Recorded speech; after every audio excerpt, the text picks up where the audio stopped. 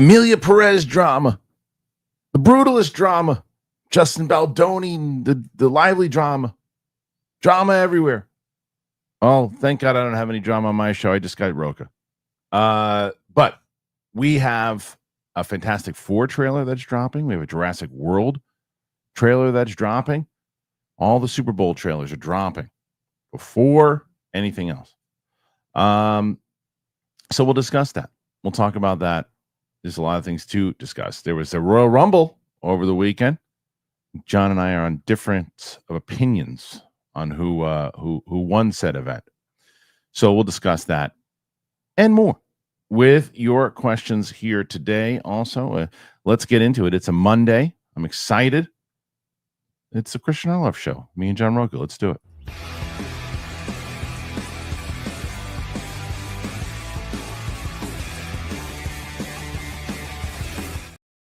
Welcome back to the show, everybody. It is Monday, and I'm joined on the show by my co-host, John Rocha. What's up, John? Yeah. What's up, buddy? Yeah. Get it. Yeah. We get super chats about that, so I'll wait on that one. But we got that. Yeah, you'll be the only person that's going to care about that main event. Come on, 70,000 of us in that auditorium. Come on. Yeah, I don't know who's made. It's Sam Worthington's a movie star. I swear. He's a movie star. He's a movie star. Listen, I don't know if you know this, but I've already won the week. There's 100 super. You didn't. You ruined the surprise. You ruined. People can't see. Come on. No, they can't see. It's between me and you. And I said that. You know me. Now, what's so funny is that someone sent me, I think, a gentleman's name. I don't want to mess it up because he's. I guess he was a Schmodown guy too. Corey Ross. Hey, Corey. So Corey checked all of the stats for everybody who has won so far over the last however many weeks it was and everything too. Interesting. Okay. So Winston has won 8. Yes. Coy has won 7. Winston and Coy, right? They're not separated. So but Winston won when Coy wasn't there. So Winston has 8. Coy has 7. I believe Steph has 7. He might have been wrong on that one. He has her at 6. Yeah. You're at 4. Oh, 4. Mike's at 3, and Roxy is currently at 2. Wow, that's a shame. So that's at the moment. But yeah, I don't want to hear any more of your talk about how nobody can beat the guys on Friday because they haven't won in 2 weeks. Roxy beat them last week. Whole weeks? Wow. Yep, that's right. And you said that nobody, you can't be done. Well, guess what? Yeah. You have 116 questions before we even got started. And that's, you know why that is? Why? Because Derek Johnson. Yeah, Derek. Thank you, Derek. I think Derek Johnson just single-handedly pushed you over the line. Unless he comes in for other shows this week. He got you at 116 before even you. And the record, by the way, is he has that also. Where is it? Shoot, he and Steph top 5 all time. You and Steph at 203. Yeah, that was yeah. So there you go. We have so much to discuss, dude. We're a winning combo, me and Steph. I know. We have so much to talk about though, because not only that over the weekend, the Royal Rumble, but this particular story. I know you covered it on your channel, so we can. Before you get into the stories, I'm sorry, Kristian. I don't mean to interrupt. But listen to me, everybody who is watching right now. Just because Derek has become the MVP of the team doesn't mean you all don't have to throw in buckets into the basket as well. There's no there's no have. You get to 200 today. Can I rephrase that for you? Can I rephrase that for you, please? Okay. Just because Derek Johnson put in questions, don't let that mean that you guys can't put in questions if you desire to. If you want to put in a question there, please do. We'd like to answer everybody's questions here today. You don't have to do anything. What's your freaking question?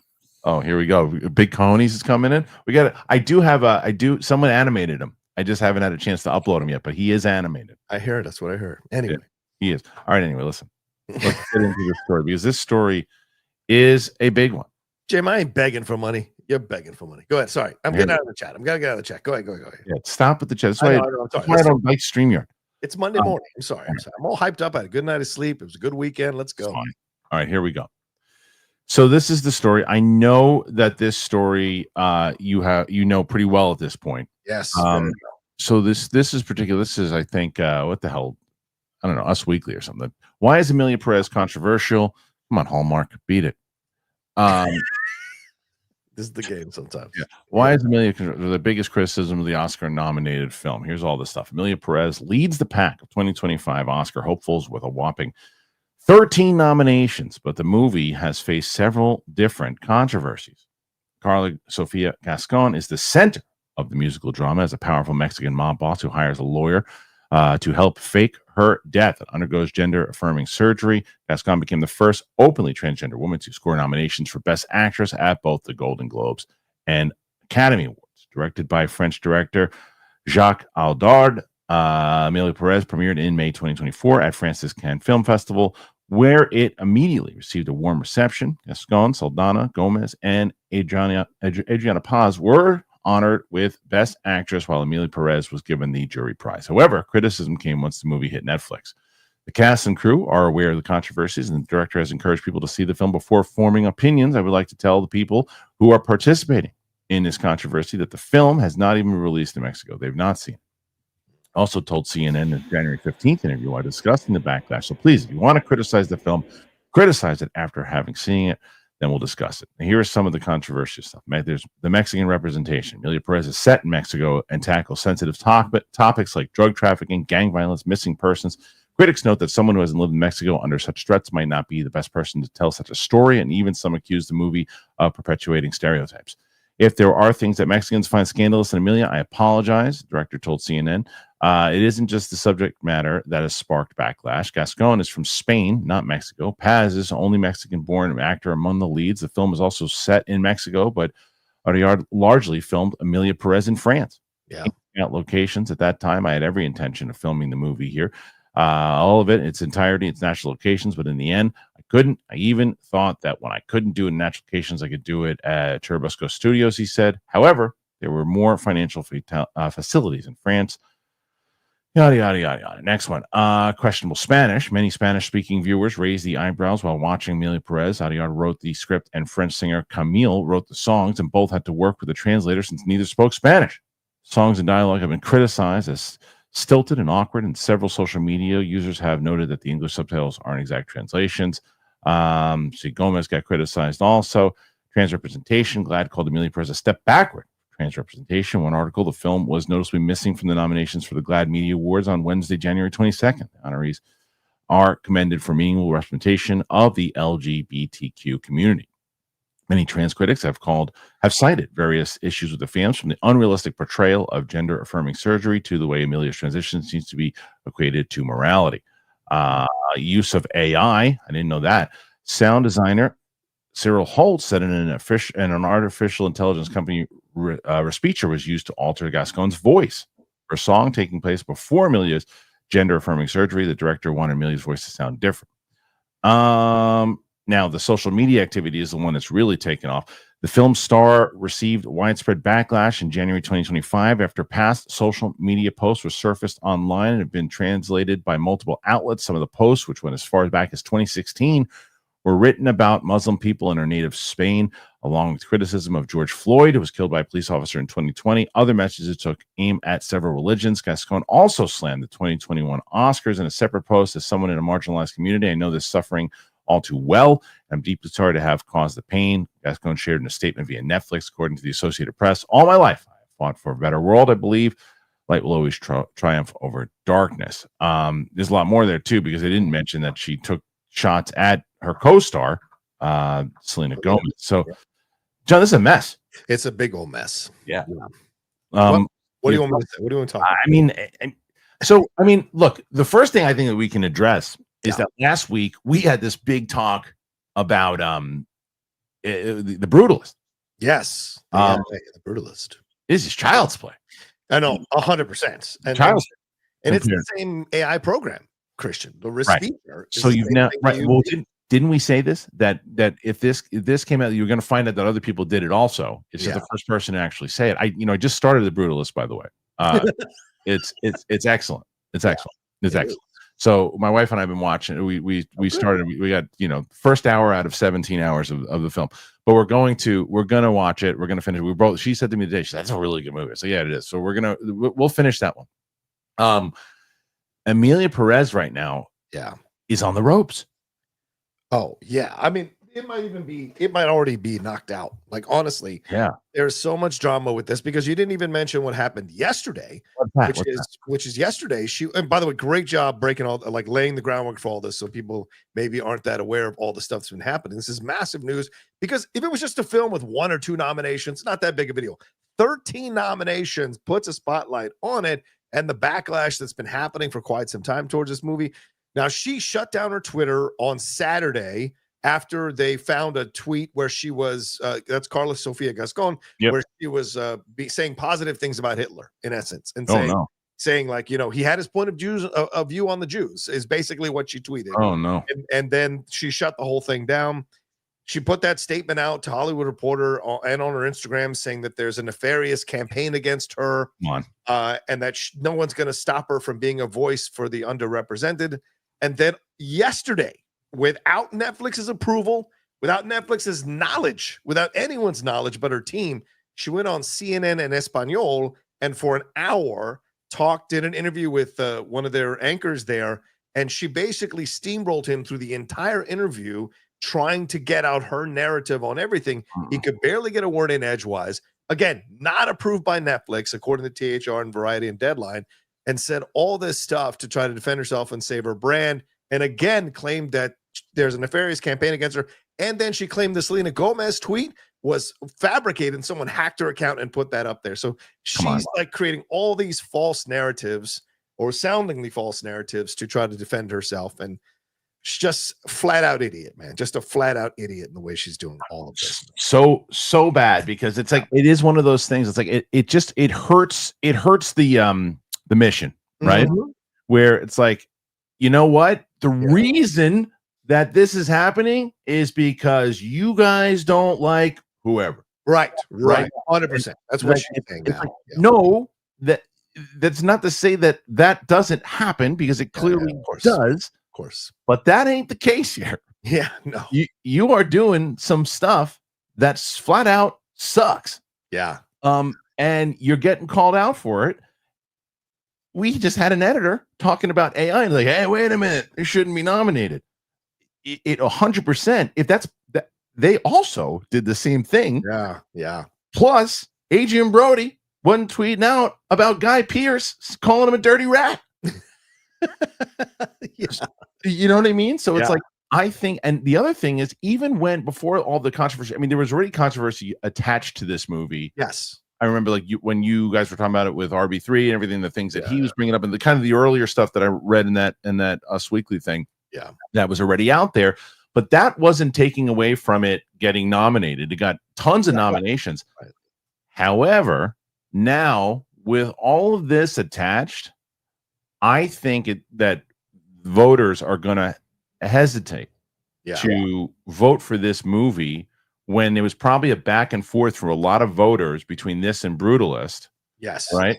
Yeah. I think the Brutalist this is more of a shoo-in for the Brutalist now, as far as Best Picture goes. I still think Zoe Saldana will get it. I don't think they're gonna punish her. Unless, because is she up against Demi? No, that's Best Actress is Demi. She's Best Supporting Actress. So she's up against Cynthia Erivo. She's up against Felicity Jones in the Brutalist. She's up against Isabella Rossellini in Conclave, and there's one other actress she's up against. But yes, that's the situation there. I think she'll win, and you think Zoe will still win? Yeah, I don't think they're going to punish Zoe for it. I think that they'll still vote for her. Yeah, I think that there's no world where Karla wins. No world at all. No. Oh no. The thing is, she said in the interview yesterday, and I said this on my live show over the last week, and I was like, she should rescind the nomination. They should either take away the nomination from her. Has that ever happened? It's never happened before. And Jeff and I were talking about the hot mic. I think they should rescind the nomination. He doesn't think so. It was so funny because when we were talking about it on Thursday, the Hitler tweet had not come out. And he had said, like, oh, well, look, just because she says these things, she's being recognized for her work. And I said to him, so you're saying to me that because he's Jewish, Jeff is Jewish, I said, if she had said anti-Semitic stuff or praised Hitler, you would still be okay with her nomination? He was like, yeah. And then the next day it came out, the Hitler tweet. So I haven't heard from Jeff what his response to all of that is yet. But like, this is the situation when you look at it, is that she has sank herself with her own words. The question is what you're bringing up, Kristian. how many other people is she going to bring under with her because of the connection? I think she definitely brought the film down. I think people were already ready to vote against it. That's why. Give them no reason now. They give him an out. They give him an out to basically, because now it's like, oh, they just can't. They can't have, because here's the thing. If you're a voter and you're like, okay, I'm torn between, and like let's say you're appalled by the tweets and everything else too, and there's no world where you're going to vote for her. And then you go, well, wait a minute. I'm so appalled by what this person wrote, and I have a chance now to vote. And I was on the fence between Emilia Perez and the Brutalist, both which I was torn on. Yeah. Who do I want to see on that stage? Because she'll still be there, I assume. Right. Although I think the Oscars stopped following her. Yes, they stopped following her on her Instagram account, and then she, as I said, she shut down her Twitter. So. Yeah. So it's like you just want to stay away from this. Like if I'm the Oscars, I'm like, can we have the Brutalist controversy back, please? Right? It's like who cares? I think this paves the way for Wicked. I think there's a very good chance now that Cynthia Erivo, maybe on the actor, maybe on the best supporting, maybe. I just can't see Ariana Grande. Sorry, I didn't mean Cynthia Erivo. Ariana Grande. Sorry. Why is Cynthia Erivo for best actress? For best actress. Sorry, and Ariana for best supporting. Sorry. I just can't see. I just can't see them. Zoe Saldana has been clean of all this. Yes, and she's the only one who's come out and made a statement against it. Yeah, from the entire cast and crew. Yeah. I would say I don't think that Ariana can beat her. I think that there's again, people's votes will now go towards the Brutalist. I think that this actress has sunk the chances for best picture, because I think they're already getting pushback that it got so many nominations in general. Yes, people were so bummed about it, or just like, what the hell is this? This is not Lord of the Rings. What the hell's going on over here? So then there's that, and then without even showing, I guess I can show it, but let me get into the second controversial topic here today. Oh, okay. And we know what this one? I think we should. Do you think she should? Well, let's finish by asking you this. Do you think she should rescind the nomination? Do you think she should? Because she said defiantly yesterday in the interview that she was not going to reject the nomination or rescind the nomination. Do you think the Oscars should rescind the nomination, or at the very least tell her to not show up to the event? And they were planning to do talk about 30 seconds about how great these actresses are and walk people out like they did a couple of years ago. Yeah. Maybe that's scrap for the best actress situation. What do you think they should do? I think you got a better chance of not getting pushback for it if you say, hey, we just can't in good conscience have this person at the ceremony. Yeah. So we're going to ask her not to show up. Yeah. Because if you take away the nomination with the first trans actress being nominated, right, it's tough. Yeah, it's tough. It's not that it wouldn't be justified. I happen to think that it would be justified, right. But that doesn't matter.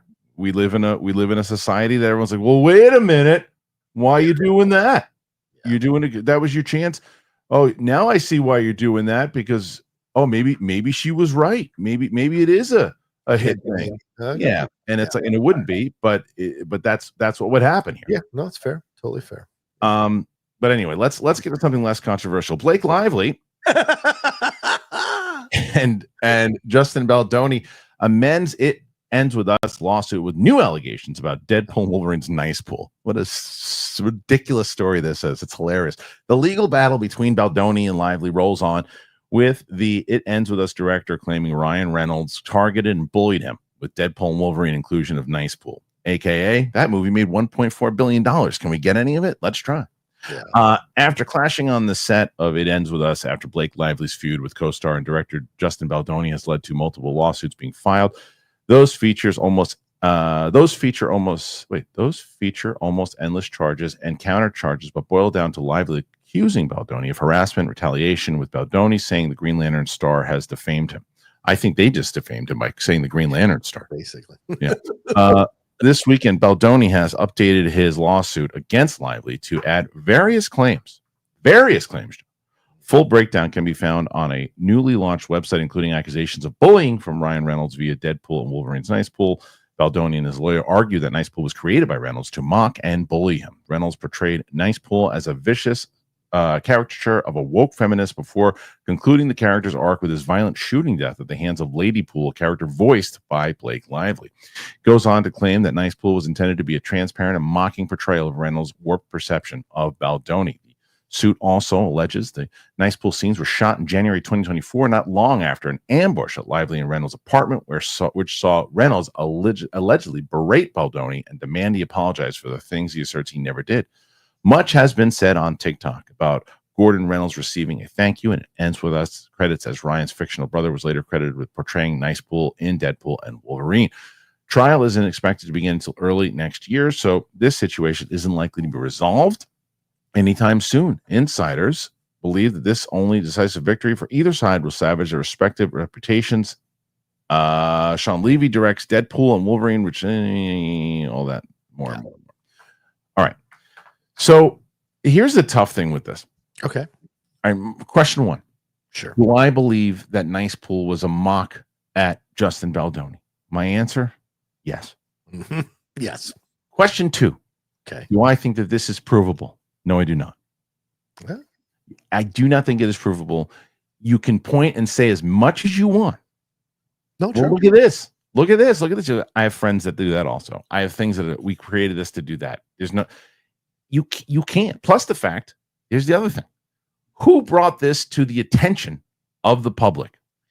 Justin Baldoni and his lawyer. Nobody was putting that together. No. Nobody. You're and right. they did. And they put it out there. Right. So I don't know. What do you guys think? Rocha, what do you think about this? Well, first of all, the lawsuit is insane. 270 pages. I just started looking at it last night and going like, geez, my eyes are like crossing. There's so much in here because there's new text messages as well between him and Ryan Reynolds about the fat shaming situation. And apparently he like went off on him. Ryan did there in the house in the ambush that you're talking about. Taylor Swift's been dragged into this because she was at that meeting. She claims that she was just showing up to hang out with her friend.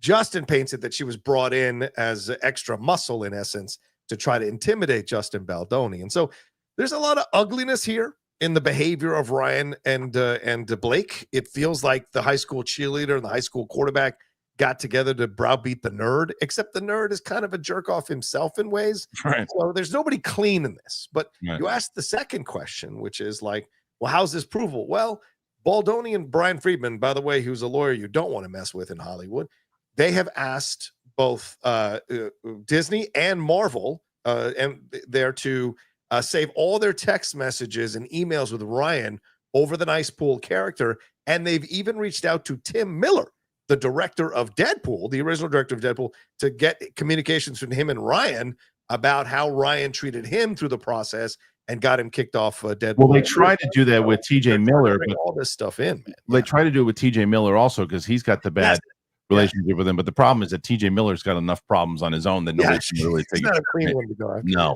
so that's the problem. So but this is stating Ryan and Blake. At some point, Ryan's got to be like, you know what? This is done. Honey, I love you. I stand by you, but this is done because this is now ruining both our brands. And I'm the millionaire maker in the house. And this needs to be done and over with. Let's settle this thing. Let's pay him a certain amount. And maybe he'll surrender the rights to the franchise. And then you can go forward with the franchise. Because even Colleen Hoover has, I think, turned off her comments, who's the author of the book and the series, on her Instagram. So like everyone's getting affected by this. And Taylor had to put out a statement saying that she was, her people through her sources is pulling herself away from Blake. So I just think Ryan needs to step forward and be like, look, let's settle this thing, pay him off and be done with it and move on. Letting this thing drag out till March is going to affect everybody involved. Pay him off. Pay him off at this point because it's too it's dirty at this point. And it's not so clean. So there you go. Yeah. All right. So we have other things to discuss. We have way more to talk about. We have a lot of questions to get to today. So before we do, I'm excited. You know why? Oh yeah, Via is back, everybody. And I knew people were excited about that. They're coming back. Are they coming back? Hell yeah, they're coming back. And they are back, ladies and gentlemen. Via, if you didn't know, you do now. All right. So I don't know if you've already tried it. And if you haven't, it's time to try it. Via now has been with us for a little bit. 2025 is all about change, whether it is work, Whether it's personal stuff or just a daily grind, it can be hard to keep up. But when things get hectic, you don't have to go through it alone. Embrace the power of nature. Elevate your everyday with Via. It's trusted by over 500,000 customers. It is the Swiss Army knife of wellness. It's dedicated to harnessing natural benefits of hemp to create high-quality wellness products. Whether you're looking to improve your sleep, your focus, your recovery, you add a little pep to your step, you just want to get high, Via has something for you. Something from the products range from 0 to 100 milligrams of THC. Via gives you the power to blaze your own trail. Via is well-renowned for their award-winning THC and THC-free gummies. I love the sleep ones. Those are the ones that I've been just right before I go to sleep. Last night when we were watching The Brutalist, I had with the sleep THC ones, and man, slept wonderfully. So good. Talk about it with your friends. Tell people about it. If you're 21 and over, check out our link to Via's website. The link is in our description. You got to use that code Kristian for 15% off. And if you're new to Via, you get a free gift of your choice. Again, you get you get a free gift if you go to the Via description. And after you purchase, they're going to ask you where you found them. You tell them that we sent you. That's the most important thing, because some people have said, oh man, you know what? I got it. I didn't tell them about it. Don't do that. Tell them about us. You got it. Please. All right. And also, got to tell you guys, excited for a brand new sponsor here today, and that's Kickoff. Kickoff to me is super exciting in general because of what I'm doing in my life. I'm looking to I moved to New York for a reason, changing, and I wanted to get out of LA. Some people are like, oh, it was more expensive in New York. No, not where I live. And I needed to do some stuff and prove for my family. So time passes, and it passes kind of fast. So for me, it's like, I remember meeting John in college. That was 20 years ago, something like that. It just flies by. And no matter how fast time flies by, it's never too late to make progress. If you're saving for a big purchase, whether it's a home, whether it's a car, and you got to build your credit fast, Kickoff can help that. They are the #1 credit building app in the App Store, and plans start at just $5 a month. There's no credit check. There's no hidden fees. There's no interest.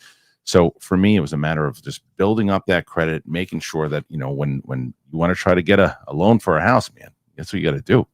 So that's what I'm telling you. For the credit goals for me, I want to make sure that I have good credit, paying off everything. And I found them because they're like, hey, this is something you'd be interested in. And I was like, yes, it is. What's so great is if your credit's under 600, you could jump 28 points in like your first month. It's a smart, legit credit hack with no catch. There's no credit check. There's no hidden fees. There's no interest. It's simple. You just make a one-time payment. The credit bureau sees the good behavior, and then your credit grows fast. You can start building credit immediately for only $1 first month. It's affordable. Well, autopay, you never have to worry about missing a payment. You just build credit in your sleep. Sign up in minutes from your phone. No credit check. Cancel anytime. Kickoff is the #1 credit building app out there. So here is how you do this. You build credit fast. You get your first month for just $1 at GetKickoff, KIKOFF.com/Kristian today. Thank you to Kickoff for sponsoring the show. Yeah, that one, John, I was excited about that. Yeah. We have an opportunity to be with them. So anyway, yeah, it's important to fix your credit. I mean, my credit was pretty bad 4 or 5 years ago. Barely could get apartments approved for apartments. Thank God I didn't have any evictions, but slowly but surely over the last 4 years, just consistently paying, getting approved for certain things, starting out small. Right. And now my credit's in a really good place. So it can be daunting, it can be overwhelming, but Kickoff seems like it's ready to help you. So take like you said, 2025, take control of this stuff, face your fears, get over this stuff. It'll help you in the long run. Yes, and do it. And make sure you sign up to them today. Links in the description. If they're not in there, both PLD or Luke will put it in there soon. Anyway, so let's get to the next. Put something in during one of my shows. What happened? What did you do? At least PLD will do something. Put something. Oh yeah, he's gonna be furious because it's gonna be hard for people to beat you this week. I already told Winston, and Coy that they're in trouble this week. Don't show up. Just don't show up. I'm gonna co-host the rest of the week. That's probably a good way to do it. All right. So the other thing that we have here that I want to bring up is we got the box office this week. Oh yeah. And here's from Box Office Mojo. Top 5. Dogman coming in at number 1, 36 million. Companion at 9.5. Which one's Companion? That's the one with Jack Quaid and Sophie Thatcher. Right. She is robot. Yeah. Did you see it? I've not seen it. No, I'm going tomorrow. Okay. I have some spot tomorrow and do a review. Mufasa, number 3 again. And One of Them Days, number 4, and Flight Risk coming in at number 5. But man, Mufasa, what's Mufasa at now? Mufasa is at 653 million. Yeah. I'm telling you that. Oh, am I on? Is this on? Hey guys, Kristian just left. So stupid button. Oh, there we go. Hit the wrong button. Almost signed out of the freaking stream. But either way, so that's the box office, man. That's what we got. Hit the back arrow. I killed him, you sons of bitches. It's the Don Rocha show. Let's go. Well, that will be So for people who don't know, there's two things. There will be 3 days where John's going to be taking over the show for me in February. He'll have Roxy on, I think, on that one Monday, actually. And then we'll probably get someone in on that Tuesday. But John will take over for 3 days. And then I think starting on the 20th, we're going to move the show to 11 a.m. PST, 2 p.m. EST, starting in late February. So everybody knows. That's awesome. Yeah. I don't know. Let's see some of these other. Oh, there was a couple trailers. Well, let's talk about this Super Bowl thing because let's talk about it. What do you want to talk about? Fantastic Four is coming out. The trailer's coming out tomorrow. And then there's no. Are you waking up for that one? Oh yeah. Are you? The Geek Buddies will be going. We're not going live, but we're going to record at 7 a.m. tomorrow, which we've never done. We're probably so you're not waking up. You're not waking up when it comes for a 4 a.m. trailer drop. That's what I'm saying. I'm coming in my office early, and that's early for me. 7 a.m. coming in here. Don't put it past me. I get up early now as an old man. Maybe I'll do a reaction at 5 a.m. I don't know. 4 a.m. I know, but I'm saying I won't get up until. That's what I mean. So it's like, so that one comes out, and then they announced that Jurassic World is going to come out on Wednesday, the new one. And then they dropped the Final Destination trailer today. What's left to debut, if anything, at the Super Bowl? Mission Impossible. Right, Mission Impossible 8. Those are the rumors. A new Thunderbolt. Oh, debut. So Mission Impossible 8, I think, is the only thing I can think of. And I would not be surprised if that drops on like Thursday or Friday. Oh, right before the Super Bowl. Well, because they're only going to be 30-second snippets, right? So then, why even pay the $7 to $8 million? It's just to drive. I guess it's just to drive awareness, man. It's like that conversation that I had about. The Oscars in general, there's just not enough awareness. I mean, it is the ultimate advertising thing. It's like you will drive awareness to your product. That's like, as I saw, longtime viewer Ed Harold talking about, I miss the days when they would debut it at Super Bowl. I don't at all. I hate pausing it and then running back to the freaking. I just want to watch the game, running back into to do it because it's and still because the same, and even for people, because they never show the whole trailer during the thing. It's always like, okay, well, you can go watch it online now. So even if you're watching the game, you got to pause it. It's like, yeah, you know what? Like, that's fine. Like, bring awareness to your product. I love that they're debuting this Fantastic Four tomorrow, because the other thing is you got more of a time to actually talk about it this week, about what you think about it too. And because on Sunday you would talk about what about that game? And then it's jumbled in with all of the other trailers. Yeah. So I really think I like it so much better that it's the week beforehand. I think, or the couple days beforehand. I think it's very smart. They teased the Megan 2.0 one as well over the weekend. There was a quick 30 second teaser. Right. So there'll be more this week. But yeah, it looks like probably just Smurfs and but although we've seen a Lilo and Stitch one. Right. Nothing. The big one the two that everyone was talking about. Yeah. Well, three of the ones we just mentioned. Fantastic Four, Jurassic World, and Mission Impossible. Yeah. Right. Mission Impossible right now looks like the only one that might actually debut on Sunday, but maybe not. I don't know. I mean, Tom seems like the kind of guy that'd be like, no, we're debuting on the Super Bowl. Cut it the F out. We're not going to drop it early. You're going to debut it with 120 million people watching. That's but that's the thing though. They never, you said it yourself. They don't debut the trailer, the whole trailer. They just tell you now online is what they do. It's like they just, you get like, a 30-second spot, and then you go, oh, I can find it online. So we do every year when we react to these things. It's like, oh, there it is. I never watched the trailer on the thing. I was like last year. I remember running back to the office. Yeah. Like, oh, okay. Well, they're showing that one now, so I got to go find it online. I love that. This actually means that I might, because I was trying to figure out what I was going to do for Super Bowl, because I was like, okay, I got those 2 big trailers with Jurassic World and Fantastic Four. So does that mean I got to set something up in my office at home and have like the lesser quality and do it there? And these are our problems that we have, not everybody else's problem. But I'm just saying, for me, so what it means is I can actually enjoy the game. Yeah. Because even if Mission Impossible drops, it's Fantastic Four and Jurassic World are the ones that are really going to perform. You can always do that afterwards if you wanted to do it. If you wanted to, and you can always talk about it. So it's like, so I love this. I love this. Okay. I think it works good.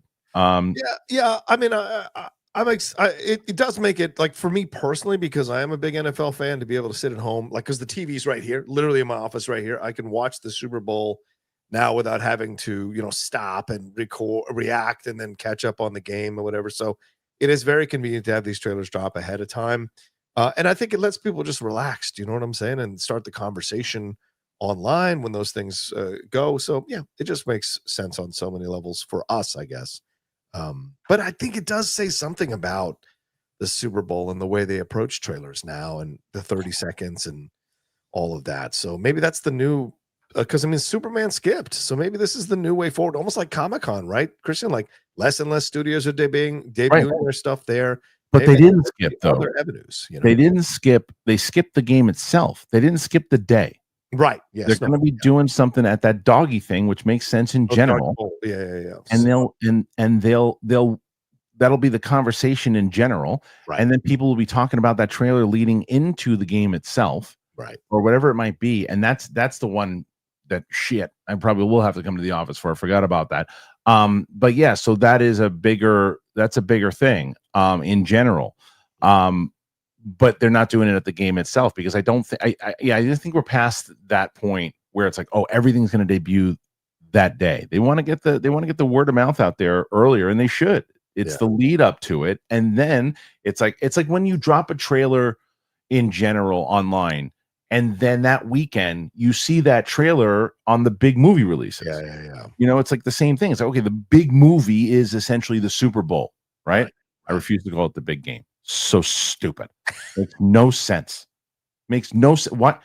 It's like, hey, wait a minute. We want you to talk about our game. We want you to talk about it, but don't call it what it is. I have a movie coming out. Don't call it the Fantastic Four, though. Call it the family with superpowers. When you refer to it, just call it Superpower Family. Don't call it by its name. Why? Why wouldn't you want to promote your own thing, you stupid idiots? It's not World War I. It's the war to end all wars. Right. It is not World War I. Do not call it that. Idiots. I always hated that dumb thing. Call it the big game. And everybody got so scared. Like my balls, big game. So dumb. The fixed game, we'll call it. Oh, there it is. Yeah. Stupid. I'll still be watching it because I want wings. Of course. Anyway. Yeah. So this just shows you that when your family doesn't really support what you do. My brother's calling me right now. Does he really? Yeah, I know. My co-host on the Cinephiles has been texting me through the whole show. He clearly has no concept that I go live every Monday at this time. But no. Why would they? People don't care what we do.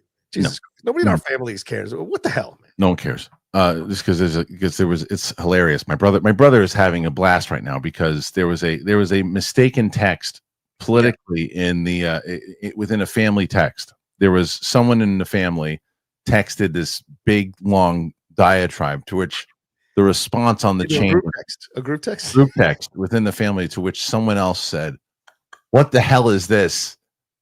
Get lost," or something. I can't remember what was the response. The response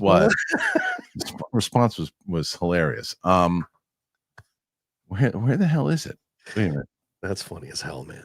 I'm trying to find, because now there's like a whole big drama going on, which I'm doing nothing of the sort. Of course, you don't want to engage. I want nothing to do with this. What the hell is this? Go away is what the response was.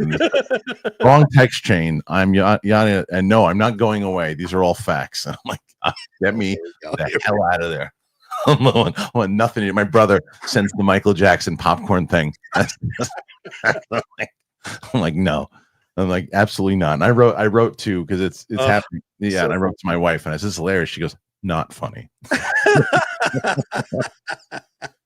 So I'm staying out of that completely. No, keep the politics out of family, everybody. That's my advice to you. Nothing good comes of it. Nothing. You've never changed the mind of anyone. No. Too much issues. No. All right. Let's see if there's any. Absolutely hilarious. It's hilarious.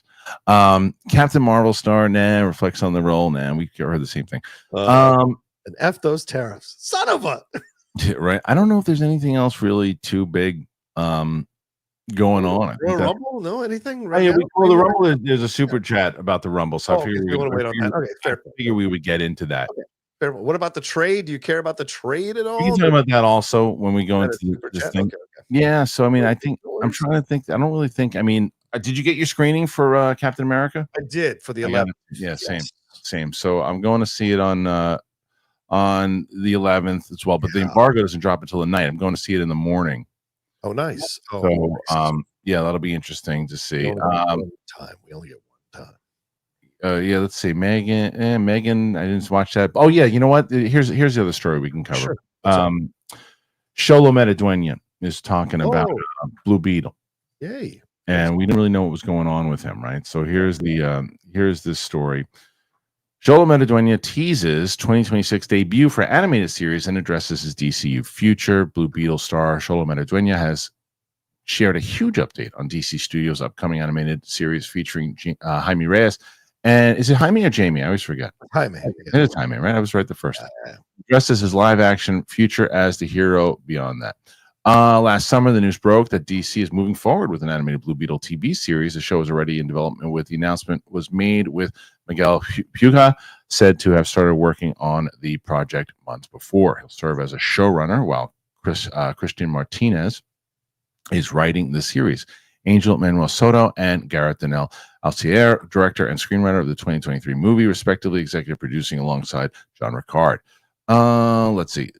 Jaime Reyes, actor Xolo Mariduena, is reprising his role alongside unnamed other actors who also starred in the Blue Beetle movie. However, there have been conflicting reports about whether it's a continuation or a soft reboot, meaning to bring Jaime into the DCU. Talking to the Direct at the Saturn Awards, Mariduena expressed his enthusiasm to play the Blue Beetle again. He said, "I'm ready to come back. We're hitting hard in this animated project, hoping to get this settled out this year to show everybody next year. Possible 2026 release is good news, and if Creature Commandos was any indication, DC Studios' James Gunn has a good handle on which stories to tell in animation and which should be live action. Still, most fans are eager to see more of Blue Beetle in the latter realm, particularly as the 2023 movie was easily the best project we got during what proved to be a disastrous final year for the DCEU.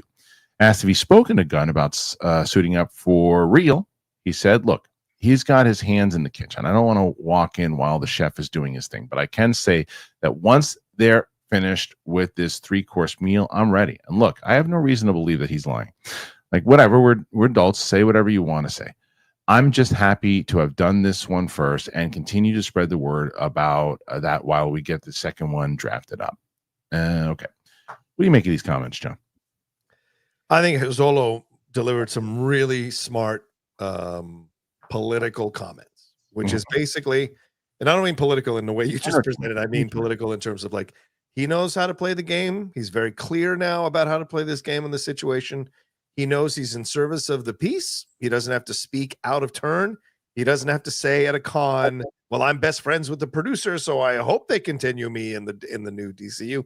He doesn't have to say any of that. He says, I'm happy to have done it. I'm happy to have played it. I haven't heard any different, so that's what I'm going with.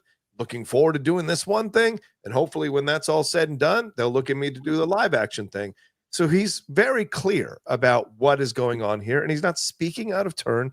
I like the chef analogy. It's all very smart from Xolo, which speaks well of his future in Hollywood, that he understands how to navigate a tricky situation where people are looking to get that headline or that gotcha quote, and he is not giving them anything to eat on except that he's happy to be here, ready to go if James gives him the go-ahead, but he hasn't heard that. He hasn't heard differently. So for right now, he's operating under that belief. So that is good. Yeah, I think so. And I don't think that, I think that James Gunn realizes how popular The kid was as far as this. Every single person who saw that movie, whether you loved that movie, thought it was just okay, or you thought it stunk, every single person said, but he was great. Yes, agreed. 100%. He's just likable. He's just a likable kid. And well, he's not a kid. He's 22. He's likable. He's a kid to me. He's a kid to me. And we're gonna remember, I started interviewing him when he was 16. Yeah. So this is a smart move in general. I think it should be a soft reboot because I don't think anyone will care because not a lot of people saw the movie in the first place. Yeah. You know what I mean? The nerds are holding on to it being like, is this a reboot or not a reboot? Like, nobody's going to care. No one cares. Because they love him. Bring him in however you're going to bring him in. If you're going to do it, we want to see it. And you do it essentially what they did with Spider-Man in Civil War. He's already established as the Blue Yes. Beetle. Yes. Yeah, because then it's like, okay, look, if you want to believe that movie is his origin story, you got it. Yeah. But we're not definitely telling you that it is, but we're not telling you that it isn't.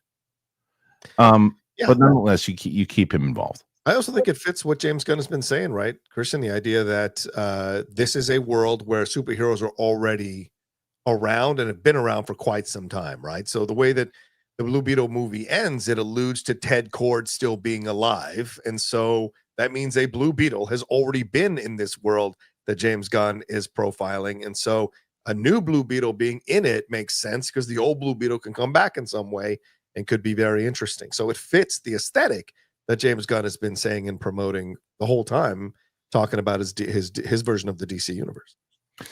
So that's it, man. That's what we got here today thus far. We have a lot of questions. There's so many questions. We'll talk about the Royal Rumble. We'll talk about all these different things you guys have coming in there. If you want to throw more questions in there, you can. But before we even do that, I want to, again, we're blessed this week because we got great sponsors, John, like really, really good ones this week. And I know you're going to be excited about this one. Okay. Let's do it.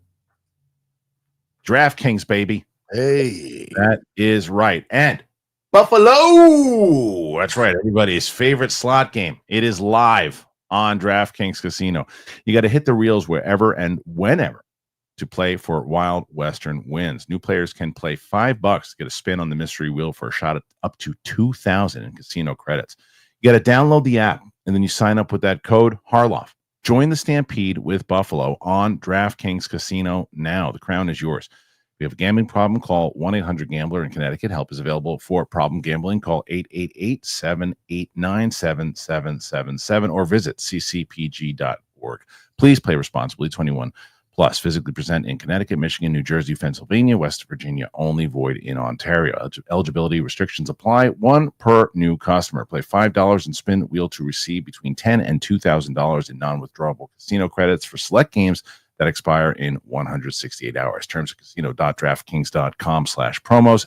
Ends February 16th, 2025 at 11:59 p.m. Eastern Time. So thank you to DraftKings. Now, the other thing that I know you guys are going to be pumped about, as you should be, I have discussed this with you. I continue to discuss it with you. I will tell you about it. And that, of course, it's time for Factor. Factor is great because if you want to optimize your nutrition this year, Factor has chef-made gourmet meals that make eating, well, easy. They're dietitian approved. They're ready to heat in 2 minutes so you can fuel right and feel great no matter what life throws at you. Factor arrives fresh and fully prepared, perfect for any active, busy lifestyle. I can tell you right now, for me, I got some in the fridge. As soon as I'm done with this, I am fueling up. I'm going to be eating Factor. You got over 40 options across 8 dietary preferences on the menu each week. It's easy to pick meals that are tailored to your goals. It can help you feel your best all day long with wholesome smoothies, breakfast, grab-and-go snacks, and more add-ons. Reach your goals this year with ingredients you can trust and convenience that can't be beat. I love it. That chicken one right there, they sent that, and the chicken is so fresh, it's tasty, absolutely enjoy it. And there's even one called known as like lasagna. Thought of my mom right away. It was really good. You got to eat smart with Factor. You get started at factormeals.com/Kristian50off. Use that code Kristian50off. You get 50% off your first box plus free shipping. That is the code Kristian50off at factormeals.com/Kristian50off. You get 50% off plus free shipping on your first box. That's Factor. Yeah, I'm pumped about that. People gotta get that deal, man. People gotta get that deal. Both of them. And I think, and someone over the weekend asked me, I said, hey, let me ask you a question. Does it really help you guys out, like when we get your sponsors? So I said, are you kidding me? It's like it is the thing. And you guys get yourself something wonderful. So it's factor. All right. John, we're gonna go through these questions now, man. And look, there's about right now, currently you're at 144. Good God Almighty.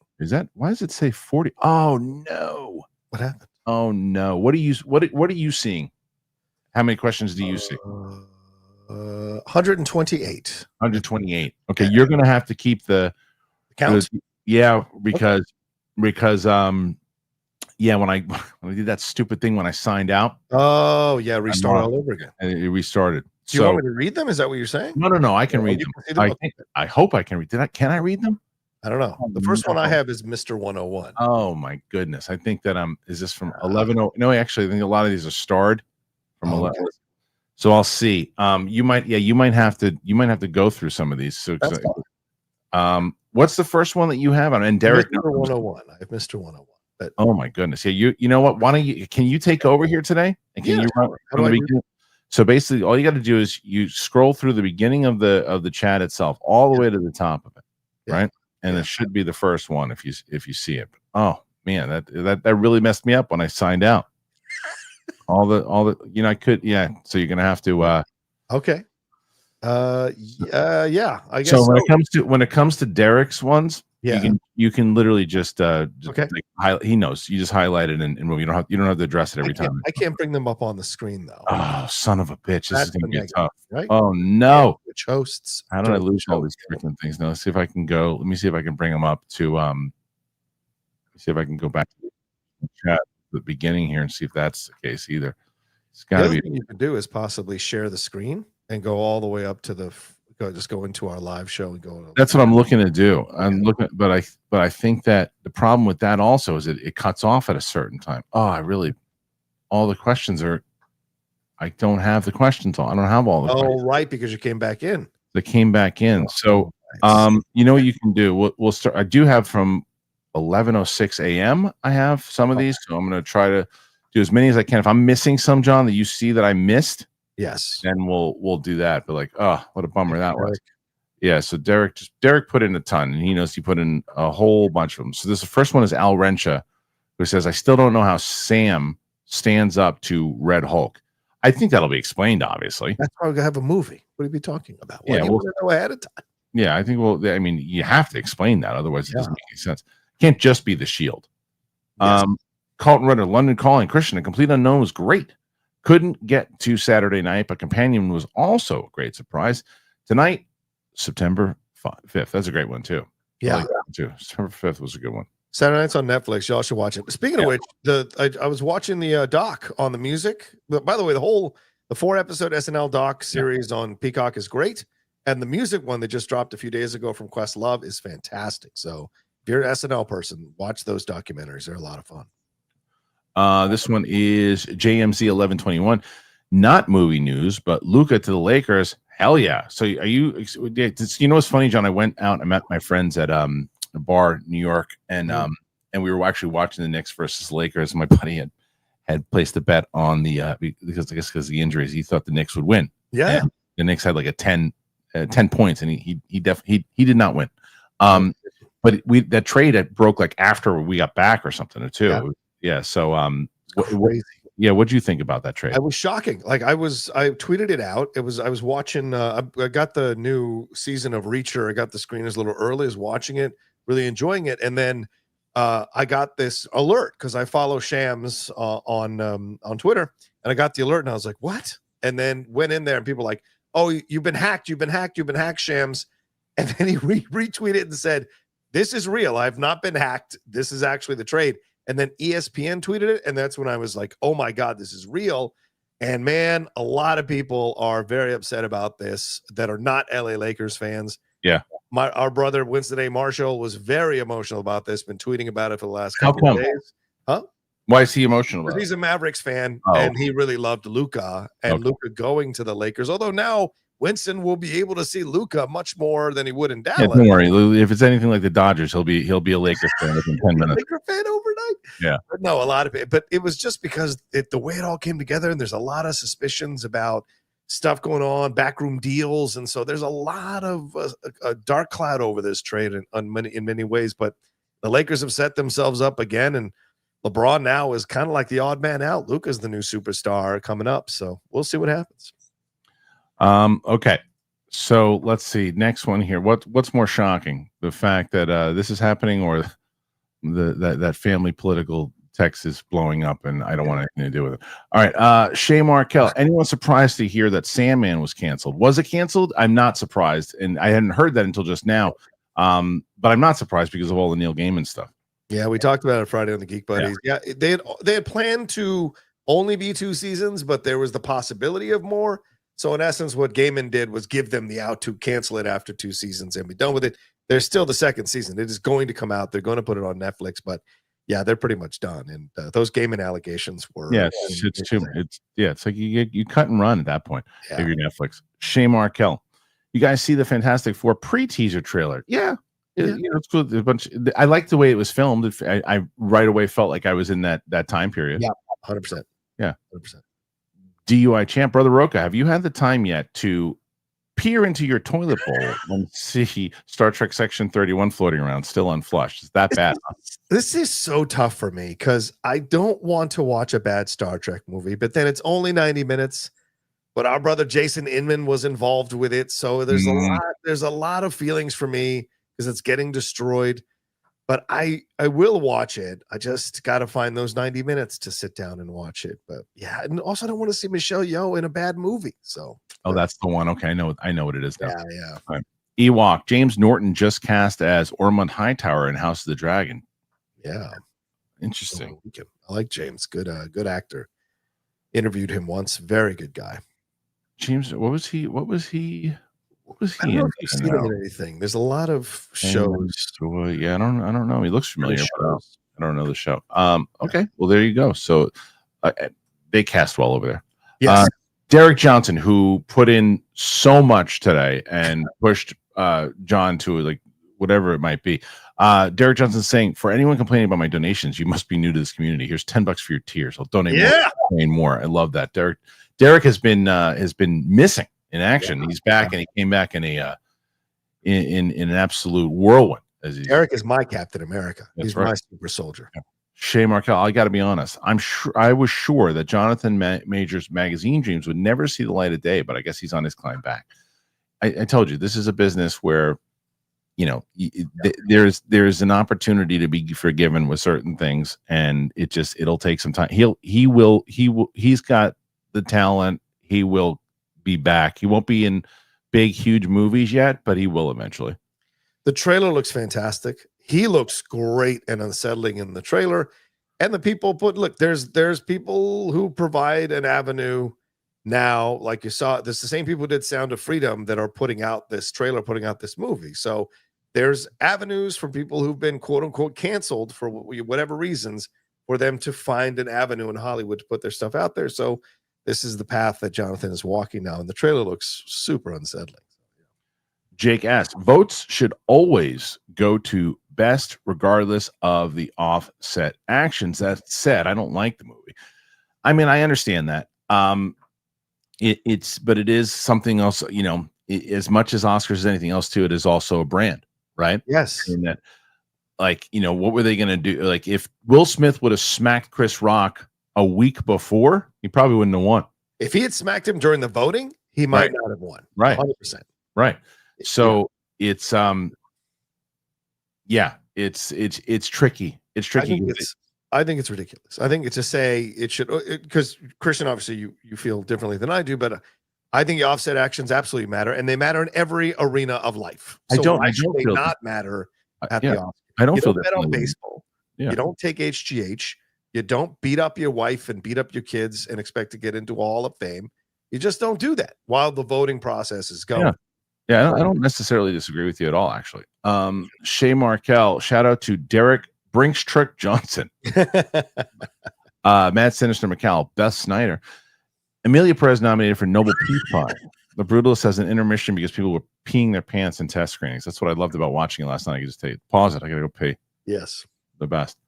Go pal. What's up, buddy? Hey. Outside of the Karla drama, it was already weird that it's a movie in Spanish written by a guy who doesn't speak Spanish about Mexican people in Mexico with no Mexican cast, filmed in France. Yeah, I know. I mean, that's what it already had going against it. Although I will tell you this. Yeah.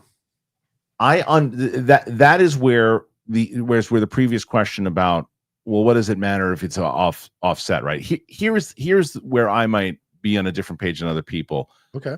I do understand everything that Gopal wrote, and I understand where Mexican people would be upset about that. I understand people in general, all of the criticisms, I understand completely. There have been tons of movies that were supposed to take place in New York that were shot in Canada. Yes.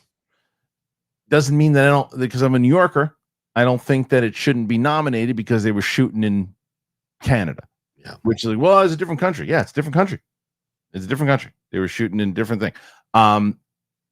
They weren't speaking the right language. Or what the same thing of someone written by a guy who doesn't speak Spanish. If and I haven't seen the movie, so I can't speak on it. If it's a good story and it's a good movie and it's fitting in the same way that, like, Steven Spielberg directed The Color Purple. I was just going to bring that up. Did a great job. It doesn't have to be beholden to just whoever every single time. Well, it's about women, so a woman has to direct it. It's about, or it's about a bunch of dudes and a woman can't direct that. What are you talking about? So that one doesn't. I understand the criticisms. I get it. But that one doesn't get. It's more so of what's going on with the with all those tweets and everything too, and the things that are being said. And it's also about respecting the culture, and a lot of Mexican people and the gay culture with the trans community. Right. Both these things that you profiled in the movie are saying very loudly that you have insulted them with broad generalizations that actually that I can't speak of. That I can't speak of because I haven't seen the movie. That's what I'm saying. Well, I haven't. That's what I'm saying, and I understand that. But I agree with you, Kristian. Like, if you respect the culture and you make a good movie, no one would say anything, right? Like Color Purple, like you said, that's an incredible film. What's a white Jewish kid know about blacks' culture in the early days of America? He was able to capture it so well in Color Purple. So yeah, it's about. Let's see. Next one. Matt B. And thank you, Gopal, for that one. Matt B. The only issue I have with rescinding the nomination is once you open the door, there's no closing it and could set a bad precedent. I kind of agree. I think more so of the, like, hey, listen, we just can't have you at the ceremony this year. Just like, we stopped following you for a reason. We don't think it makes sense. In the same way that I thought they should have escorted Will Smith right out the door when that happened. They shouldn't have let him. We're accepting on his behalf because he just smacked the guy in the face. Yeah, I think that was just shock. People just didn't know what to do because they'd never experienced that. But you're right. Cooler head should have been like, get him out of here. Get him out of here. Nonsense. Yeah. He's going to win. And it's like, yay! We just watched him assault the guy on stage, and we won. And you won. It was the worst showing of what Hollywood is. We don't care about morals. We just pretend we do. You compartmentalize. You go, that's between the comics, or that's between them. I don't have nothing to do with that. Horrible. I'm not afraid like Matt B is here. You can't live in future fear all the time. You've got to do what's right. And rescinding the nomination is not a negative thing to do. It opens the door to it and lets the other actors know, hey, if you're going to go for these big parts, make sure you've handled your social media because you could get in trouble. It's a lesson. And I don't think it sets a bad precedent. I think it sets a good precedent that character matters. And it should matter. This is from Clip Champ Razor. What's up, man? Baldoni's proposal video to his now wife is a 20-minute exercise in cringe narcissism, and it tells you everything you need to know about the guy. Did you see this? I have not seen this, but something tells me there might be some cringe videos of Clip Champ Razor rolling around somewhere. So what do you mean? Because cringe is in the eye of the beholder. Cringe is in the eye. What maybe? Wait a minute, but you haven't seen the video. I'm saying, but what may be cringe to you may not be cringe to someone else. And but it's also not fair to say that you could come back after watching it and go, Clip Champ Razor was accurate. That was horrible to watch. He could. I could also say he was so wrong. Let's see Clip Champ Razor's proposal video. Well, let's see. Johnny Venerable. Sophie Thatcher teased the return to Star Wars. No. Best beginning. Well, she's not. She was good. Sophie Thatcher was good. Was good in that. You didn't think she was good in Solo? The Jolly Rancher. No, she's not in Solo. She was in the What? She was part of the Jolly Rancher gang. Oh, in wait. Boba Fett. I'm thinking of two different people. I thought she was fine though. She was the stormtrooper, the one who was a stormtrooper that fell for Boyega, right? Oh, that's Sophie Thatcher? Gwendolyn Christie. Gwendolyn Christie. No. Sophie Thatcher was the former stormtrooper. Wait, who the hell is Sophie Thatcher? That girl. Sophie Thatcher is the one in Companion. And Oh my God, she was the one. What was she in? She was in the in the Boba Fett's the show. multicolored motorbike gang. Oh God, no! Yeah, get that out of there. I love Sophie. But oh my God, no, yeah, she's fine. But the Spy Kids odds Mando movie features Boba Fett. Well, he said no. He said he wasn't going to be in there. Bob Van Sanson film needs more juice. Oh, I don't know. I hope not. That's terrible news. Karen Volder Mahedon. Hi, Karen. How do you think the new tariffs will affect Hollywood?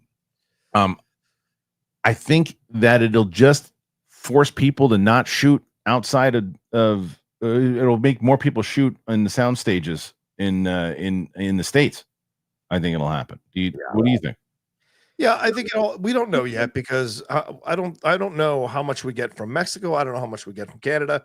That affects the supply chain for the things. And both of those are on hold right. Well, one of them's on hold right now. Mexico's on hold. He's going to talk to Trudeau later and have a conversation.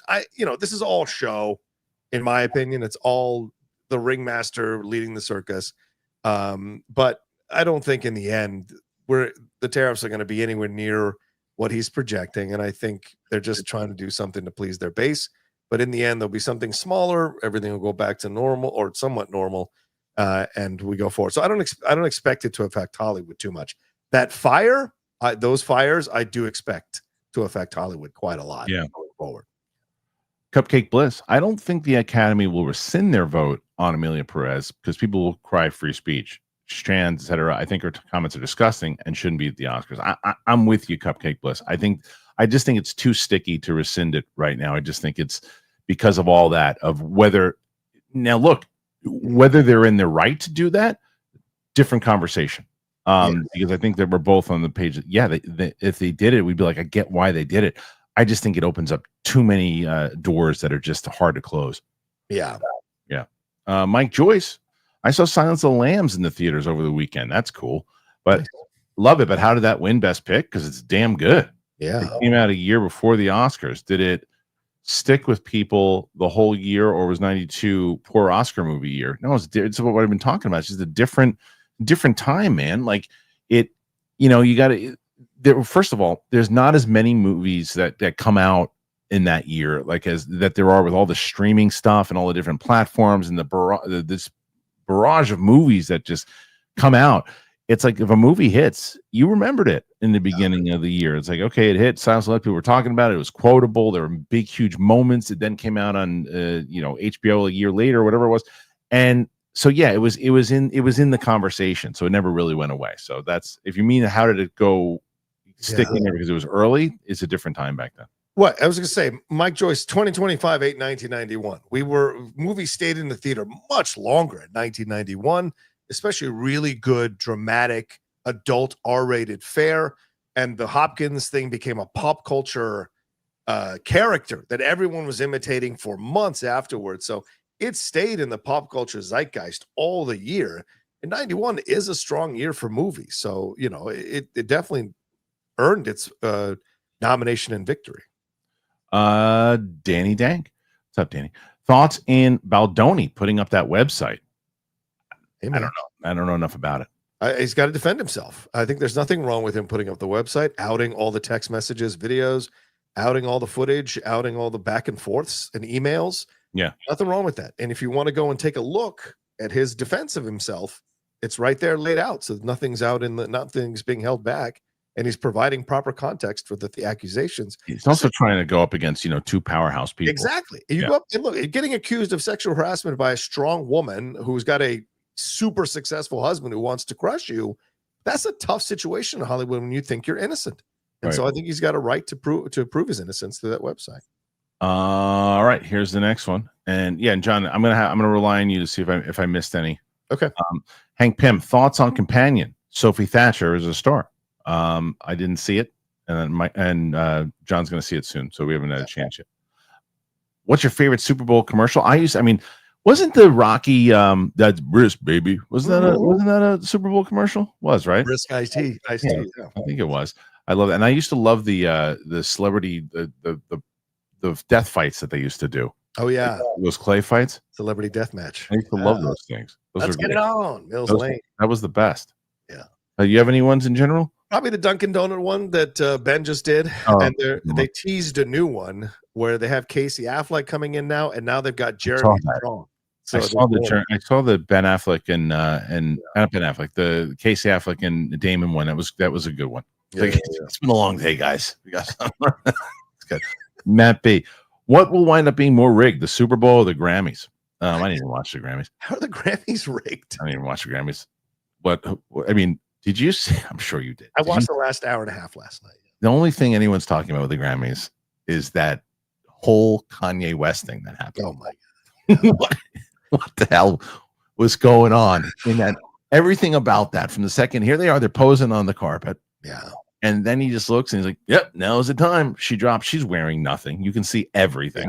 Yeah. Everything. She's standing there like a Stepford wife. She's just like, am I supposed to be posing? Am I supposed to be looking to the right? Am I supposed to be? He's just standing there awkwardly to the side. There's a kid peering out from the side looking. Yeah, I saw that picture.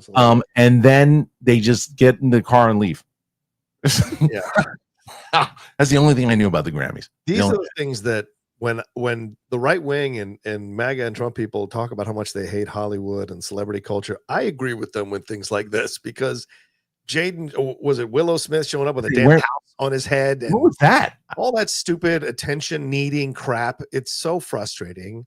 And then those two AP young children hosts, they were like 21 years old, those girls, and they I saw that. Face. I saw that. Chapel Rowan on their mic. I was like, you guys are disgraceful. You should never host another red carpet, man. That is the problem with young media in general right now, especially I can't tell you how many times I've been at, like, whether it's one of those premieres or whatever it was, and watching those people on the carpets or even in junkets, and they're so bad at what they do. Like, they don't even listen to the person they're talking to. Right. They just are looking to either the next thing that's supposed to ask, or they just go, right, okay, yeah, right. You didn't hear anything they said. Follow up. I'll never remember. There was like a Star Wars question to it was to Favreau. And it was talking about I can't remember what show it was, or was it Mandalorian? I can't remember what it was. It was something along the lines of a project he was working on. And everybody knew it was out there. And this person, like, why aren't you asking him about there? It's right there. Ask him about it. And Favreau brought it up himself. Yeah, he had to. Himself, because he's like, oh, I am working on this. And then the person followed up, and I'm like, dude, it's like these certain things, just listen to people. And like, that was embarrassing. Like, you're in the middle of an interview with somebody, then you miss Chapel Row. Then you miss. You miss Chapel Row. You miss her. I call her Chapel Row. Chapel Row. Yeah. And my daughter hates that I do that. All right, let's see. So Chapel Row. Let's see. Matt B. Thank you, Matt B. So it'll probably be the Super Bowl. Yeah. Josh Needle, I get where you're coming from with the Super Bowl trailers, but I hate this new trend. Half the fun of the game to me is the excitement of seeing footage of big movies for the first time. Lame move, in my opinion. I mean, I understand it. I get it, but I didn't think I don't remember big trailers dropping for a while. It was always about the actual commercials. I was going to say, this is a recent trend, what he's talking about. It wasn't always this way. It was commercials, really, the big thing. That's where the movies were. The commercials themselves were mini movies, which were incredible. Like, you brought up the Rocky one, which was great. A good one. Go, pal. Hey, Stand and Deliver was a great movie. It's crazy that Commander Adama was playing Jaime Escalante. What's calculus? What's calculus? Yeah, that was. What's funny is that I'm a producer now on Katie Sackhoff's Clips channel. Yeah, and we just had on Lou Diamond Phillips, and they were talking about. He talked about him and how he was instrumental in Lou getting that role. Because he worked with him on, what was it? He said he worked with him on a show. It might have been Miami. Was it Miami? Might have been Miami Vice. I think it was Miami Vice. And he said that he asked Lou, he's like, well, what are you doing next month. I was like, I'm not doing anything. He's like, all right, hold on. He's like, call this number, and he got him a roll on Stand and Deliver. It's pretty great. He's the main kid in Stand and Deliver. Yeah, I know. Good for him. All right, next one. Randall W. Should the Oscars be about celebrating the business or the art? Feels like it used to celebrate the business more. I love the art as well, but if you want young people as movie fans, does it help your big event celebrities niche? Well, this was the big thing that everyone was arguing with me about. I don't think that this show, these awards, are made for anybody except people in the industry and people who follow movies like most people follow just news in general. It's like people who watch this show, it's the Oscars are for you because you know the movies that they're talking about, you know everything else too. But it's just not meant for the mainstream person anymore. It used to be, but it's not made for them anymore. I just think we've changed our tastes. As I've said last week, the idea of this art versus business, I think it's a false argument because in the past, the art was the business. And that's what people were gravitating to. Now, the art is much more tentpole pictures and sequels and all this other stuff. So it's not anymore what it used to be, which is mainstream adult contemporary fare about challenging subjects. I think that's now gone to the niche, but that used to be the mainstream. Right. People forget. Disclosure was a film about false accusation of sexual harassment, and based on a Michael Crichton book with Demi Moore and Michael Douglas. It was an incredible film. That would totally be an independent small film today. And so it's just that the public's tastes have changed. Yeah. There weren't as many tentpole pictures back then. Now it's the law of the land. I'm going to address a comment. M, who says my argument doesn't make sense. Well, guess what? M, your argument doesn't make sense. How about that? How do you like that counter, John? You like them apples. I like that counter. Your argument doesn't make sense. M, eat it. Go, pal. Jaime Reyes reminded me of Jaime Escalante. How? I would like to know. I would like to hear how Jaime Reyes, who was a bright-eyed, bushy-tailed kid, reminded you of Jaime Escalante, who was this grizzled old man trying to make sure his kids learn the language. He might remind you of Lou Diamond Phillips. Maybe. Yeah, that's right. Riley, here for big balls and big cojones. I don't know. For $2? I don't know. Hey, man. Listen here, Hocus. Oh, no. Yeah. Okay. You want some shit? I'll tell you what. Yeah, hey, I got an idea. Bring in big cojones. You got them? It's factor time. Eat. Hey, big cojones. You see those balls up there? That's the size of my balls. And I'm going to put them in your mouth. Nope. What did we say? Hey. We weren't going to do that. Well, you can't. You don't even have an image yet. Not yet. No image. Factor. Oh, there we go. That's Hey, and now I'm cool. Yeah, baby. 2.0. That's all you get for $2. Get out of here. That's all you get for $2. All right. We're not street magicians, mother. ND Fanatic. Great to watch the Rumble on Saturday with you, Roka. Did you do a watch along? I did a live watch along. 4.5 hours, Kristian. Wow. I couldn't believe it. Wow. Yeah. All right. Well, we can get to that real quick. I talked to you about it. The match between Cody and KO was incredible. Yes. It was really good. They sacrificed their bodies and did Cody went old school AEW. KO just does what KO does. And that was really the highlight because there's a lot of, I was watching the Rumble with my little one. She was excited to watch it. She likes to count down and see who comes in. She goes, the best is there was someone comes. She goes, who the heck is this? The best. There were a few of those. I think Alexa Bliss had the best moment for sure. Biggest pop of the night. Biggest pop of the night. Yeah, and there were some good moments for sure. I mean, you and I understand. I do understand the blowback from Charlotte Flair winning. I really do. But I also think that it is probably the best thing that they could do if they want to have her go up against Tiff Stratton. You got to have Stratton win that, though. You can't. Now, I will be totally against it if Flair wins. Yes. But so as far as the main event goes, I think they completely dropped the ball. I think the men's Royal Rumble. The men's Royal, they completely dropped the ball. I get it. Look, merch and people and kids love this, and you can get the whole audience dancing in the audience. But what does that mean? Are you good in the mic? No, you're not. That guy is not good in the mic. He says the same thing, and he refers to and he says yeet. And he doesn't. He's terrible in the mic. He had one of the worst matches ever at WrestleMania against his brother, and you can't just blame it on his brother. He was part of it too. He just fought for the heavyweight title recently. He held the Intercontinental title for like a month. Yeah. The guy, he is, like I said, it was Sam Worthington, good actor, but stop trying to make him a movie star. He wasn't a movie star. Same thing with Jey Uso.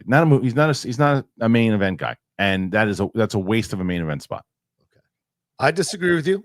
I think he's earned it. I think he's worked his way up. But I agree though with your comments on the booking. The booking has not been good for him consistently over the last few weeks to make this make sense, to choose him to be the guy. Because what are we going to get him and Gunther for a third time? And this one he's finally going to get him. Like, it doesn't make sense. You're not going to put him in the Cody Rhodes situation for damn sure. Some people said this screams of The Rock because it's his family. 100%. So very possible. 100%. It had. I didn't want Cena in there because Cena can't wrestle anymore. Again, more obvious. It should have been Punk. You're wasting your opportunities with this guy. You only got. I agree. He's 44 years old or whatever he is. His body is holding up right now. Right. Should have been Punk when they dumped out Reigns and Seth at that time. That should have opened it up, and Punk should have been in it. And then you have Punk fight for the heavyweight title. He wins it, and there you go. Well, and you've got a guy like Punk who's going to carry a program where he's not going to make up his mind to the last possible second. So he will cut great promos on both Gunther and Cody. Yeah. As opposed to Jay, who might not be able to do that. No.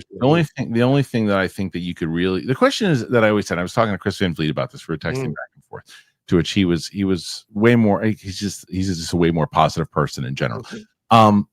But my thing is this, it's like, not every person, and it's very hard to do, will cross over to mainstream awareness with stars. I mean, The Rock did it, Stone Cold Steve Austin, Hulk Hogan. There are people who did it, right? But even though it is not likely to happen, you've got to put someone in the position that it could happen. Jey Uso is not a transfer over mainstream person. Roman Reigns is. CM Punk is. John Cena clearly was. Jey Uso is not that guy. He is not the guy that you're going to put the title on and say, well, that's the again, someone that could potentially be a movie star, potentially could be a huge actor. It's just not, he's just not the guy.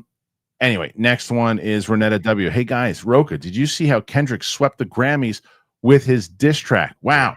He's had the year 5 out of 5. They need to leave the Pulitzer Prize winner alone. Happy birthday as well. Yeah, he did. It was great. Saw it last night. Couldn't believe he swept the whole thing. And you saw Billie Eilish. She was like, all right, fine. Same thing with Beyonce. She wasn't necessarily the happiest on that. So, but yeah, a diss track winning the Grammys, that's an incredible situation. Shout out to Kendrick Lamar. And my man is still trolling. Someone point this out on Twitter. He wore a Canadian tuxedo last night, the denim on denim, as another shot at Drake. So this is not over. And we've still got the Super Bowl halftime show. He is going to demolish Drake. I'm sure. That's what I said. So you said they're going to show up and hash it out. I still think that's possible. I gotta address this one too. Someone said like about Jey Uso. Too bad he is. You don't watch the product enough. That is the point. The whole point. First of all, I was watching it relentlessly for a bit. The point is this person someone that can take the casual viewer and you go, oh, that's your champion. That's the person. And he's not. I'm glad, dude, that you like him. That's the best. Good. That's awesome. And I'm glad that he has so much support. I'm glad that his merch sells as well as he does. I'm talking outside, looking at, again, business side. Is this a star, a main star? He's not. He's not the guy.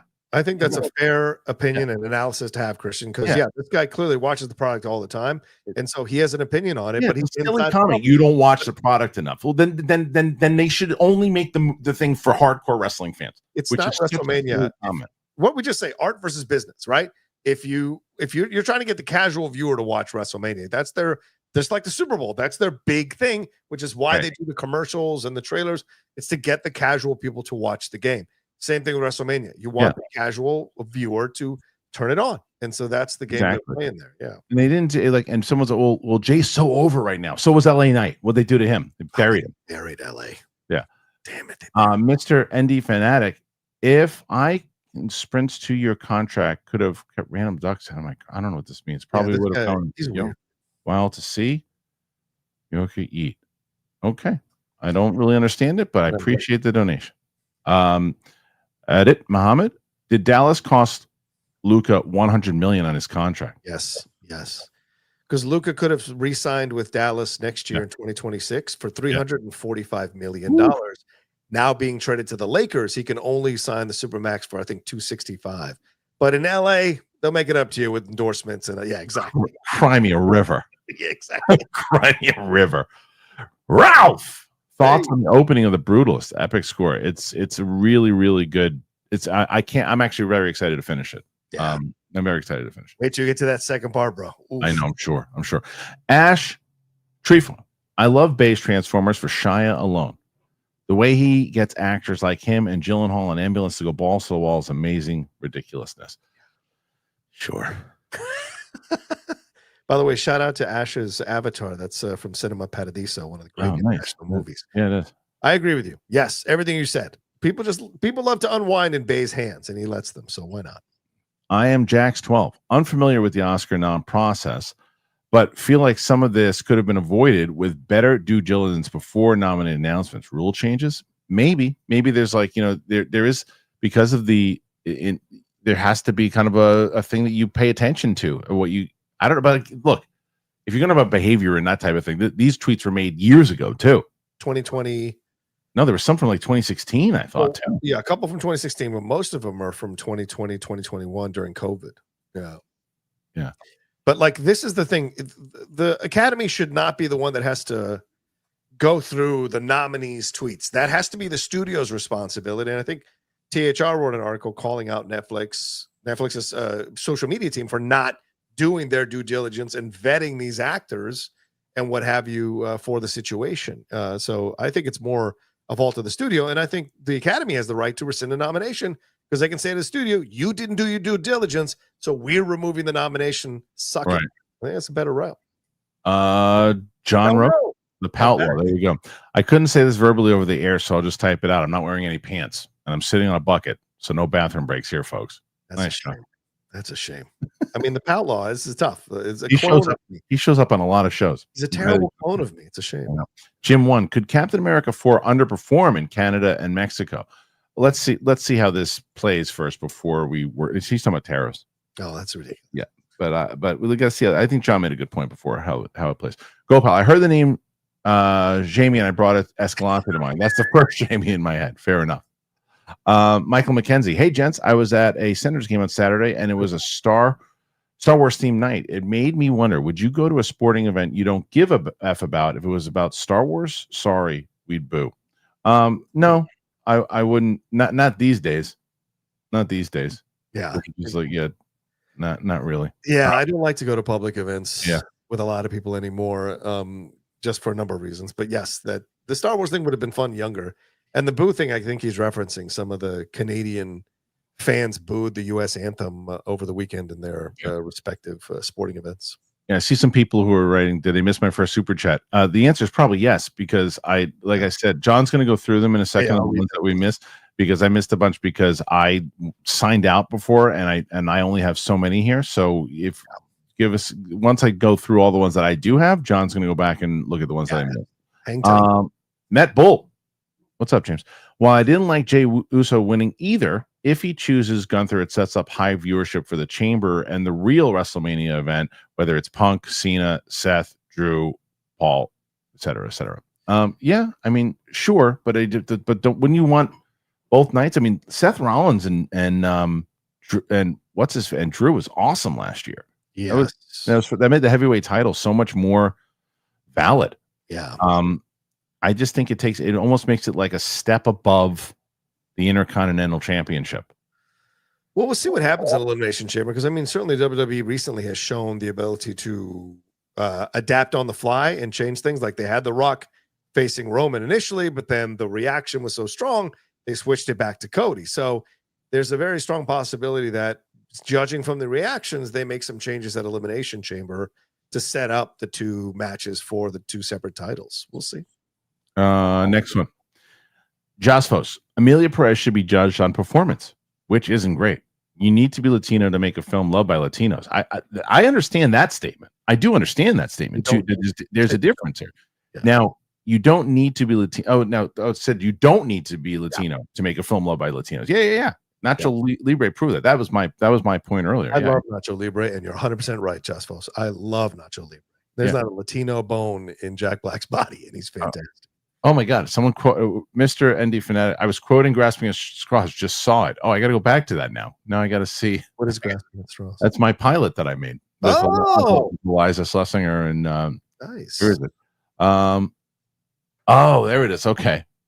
If I knew Sprint's 2-year contract would have kept random dicks out of my girlfriend, yes, I probably would have gone with that. Young Harloff is wild to see, bro. Okay, now that makes a lot more sense considering I wrote that.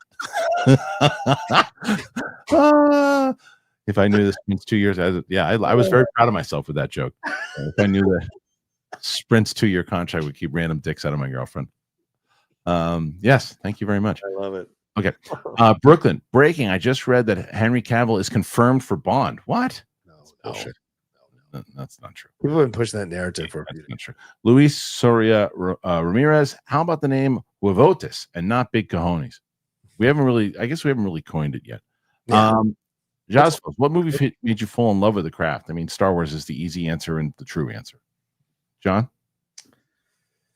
Probably Citizen Kane, which is boring, but then The Godfather right afterwards. So yeah. Movie Johns, the show. Off topic, is OBS running the Kristian Harloff Show? A lot of it, yes. Some of it, no. A lot of it, yes. I used to do a different program before StreamYard got their crap together and updated a lot of their stuff. That's why the show looks pretty. It looks like it's still OBS, and I can still run things through OBS. I run it through my interviews through OBS, and I interviewed Joe Piscopo last week. Oh, how was that? I love Joe. It's great. It was a great conversation. So that's going to air on Wednesday. That's awesome. Okay, so let's see this one. Real quick, I just saw the Law and Order episode with Joe Piscopo and Gary Busey in the same episode. Amazing. Gary Busey's manager. Amazing. You should have done a watch along. Oh my God, that would have been great. Nathan Drake, Companion was really good, like a funnier Ex Machina. Jack Quaid is great. Either of you plan to see it? Also, I hope Love Hurts is good. I do want to see Love Hurts also. No, I didn't see it, but I would like to see it, especially if I hear that it's pretty good. Yeah. What number do you have right now? Starred 149. 149. Okay, we got 149. All right, so why don't you tell me? Let's go to some of these. Yeah, what do we got? We're not gonna be able to showcase them. You're just gonna have to read them. Apologies. So Mr. 101 says, what are your overall thoughts on Elon Musk? I don't think we okay. Get into I mean, you wanna? Look, we'll say that. Well, thoughts. I think he knows more about UAPs than he leads on. Okay. Yeah. I'll say I don't need an unelected billionaire going through people's information and doling out what he thinks people should be getting paid or not getting paid, because people would go crazy if the reverse was true. Jim 1 said, could Captain America be boycotted Canada and Mexico? Mike, we already answered that one, I think. Which one was it? Yeah. Oh, yeah. And then Mike Joyce says, all this Oscar drama reminds me of Conclave. Oh, yeah. The way that it plays. Yeah. Yeah. Yeah, totally. Everyone having their favorites and making their moves. And then a bunch of support from Derek, $2 support from Derek for a long time. Then Derek Johnson says, John, anytime you need some financial conversations, hit me up. I help a lot of veterans and civilians. Derek, I will be hitting you up. Absolutely DMing you on that. And then a bunch of support from Derek. Thank you, Derek. A bunch of, I don't know how many, like 30, 40 of these. He did a lot of them. Then we get to Hank Pym saying, yeet, seeing Royal Rumble live was insane. 3 biggest pops were Joe Hendry, hell yeah, Alexa Bliss, and of course Cena. I love Jay, but very strange choice to win. Yeah, look, I understand. This is the one thing that I will say to that I understand that the guy's popular. Yeah, I understand that he gets the crowd excited when he comes out, and he's got a lot of energy and everything too. I just don't think he's a main event guy. In the same way, look, and where I don't know if you made Gunther a baby face, if he would be good. He says he's good as a villain and he's really good technically in the ring. So he's found his niche in the same way that Drew McIntyre. I thought Drew McIntyre was dreadful as a baby face. Yeah. And I remember Aaron Turner, but that's the guy. That's the next big guy. And I'm like, no way. He's dull. He's boring. Then they turned him like real heel. Yeah. And I'm like, he's found his thing. He's great. Yeah. Now I think that Jay has found his thing. I just don't think Jay is, very electric on the mic. I think he's just he just has like 7 things that he really can maneuver to before, but you can't be a champion like that. I don't think Cody Rhodes is that great on the mic either. But I don't disagree with you on Cody. I Yeah. don't disagree with you on Cody. Yeah, that's but fair but, point. he's bad. But I understand why he's the guy. Yeah. Like I understand why Cody is the guy. I don't understand why, and they're not even going to make Jey Uso the guy. He's going to be fighting for. That's the other thing. My friend just texted me and said the thing that annoys me about that is if you win the Royal Rumble, like if we're saying that let's say that all these characters were real people, Mm-hmm. and you won the Royal Rumble, why in the hell would you go after that heavyweight title? You'd go after the title that meant the most. If you're Jey Uso, you would go after Cody. But you and I both know he's not going after Cody. Nope. But you would if it was. So it doesn't make any sense. But Yeah. All right, let me go with this one before you. Okay. Monica R. Hi, Monica. Watching the Brutalist right now. Just got to the intermission. So far, I'm enjoying it. Barely felt the length so far. I think that's the whole point, though, right? Is like when you're watching it at home. You're watching it at home, you get more of a chance to do that. But unless you're in the theater and you're texting us from the lobby. Monica, brace yourself for that second part. Yeah. You have no idea where it's going. Oh, don't say anything. Yeah, don't say anything. That's all I'm going to say. Speaking of not knowing where it's going, so we just our Marvel rewatches have been doing really well for us. Yeah, nice. And Sam, we just put on Ragnarok on Saturday. Black Panther comes out tomorrow, and then Infinity Wars on Friday. We have not recorded that yet. We're supposed to record it tonight, but she can't do it, so we're gonna do it tomorrow. She's gonna be a mess. Yeah. I was watching it on TNT last night for about an hour.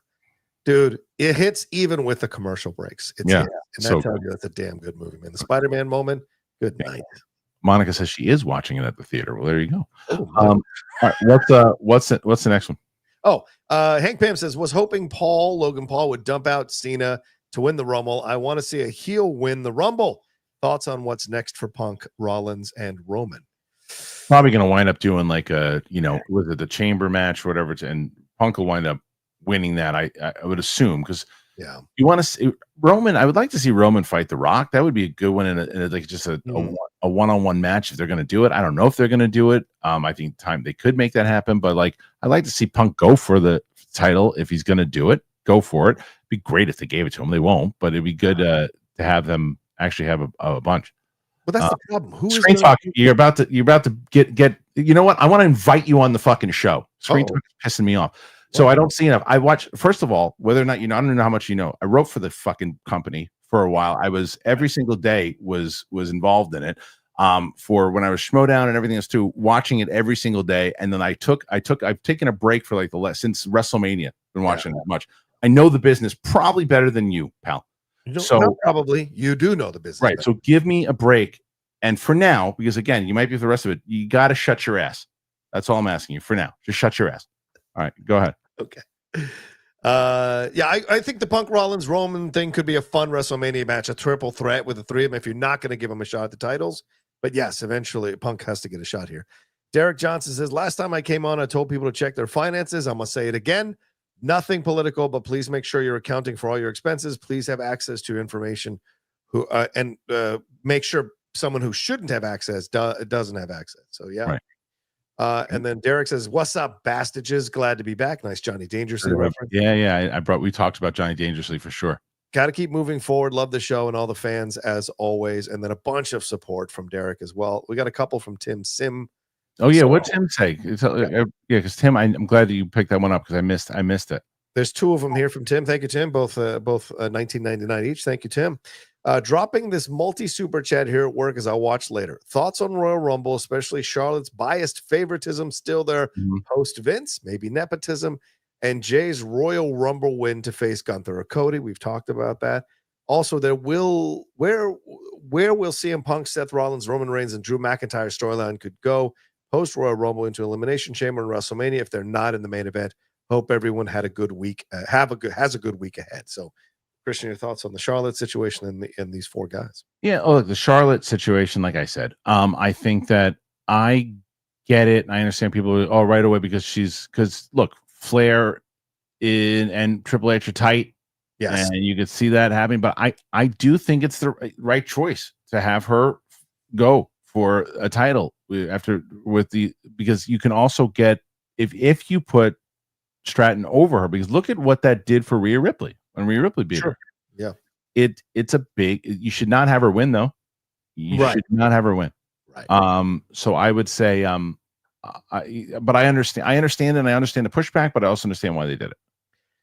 Yeah, I personally hated it. I'm not a fan of Charlotte coming back from injury and immediately winning a shot at the title. It screams favoritism, and it also insults a lot of the incredibly talented women who are in their prime right now. And you saw them being showcased throughout the match who can wrestle better than Charlotte.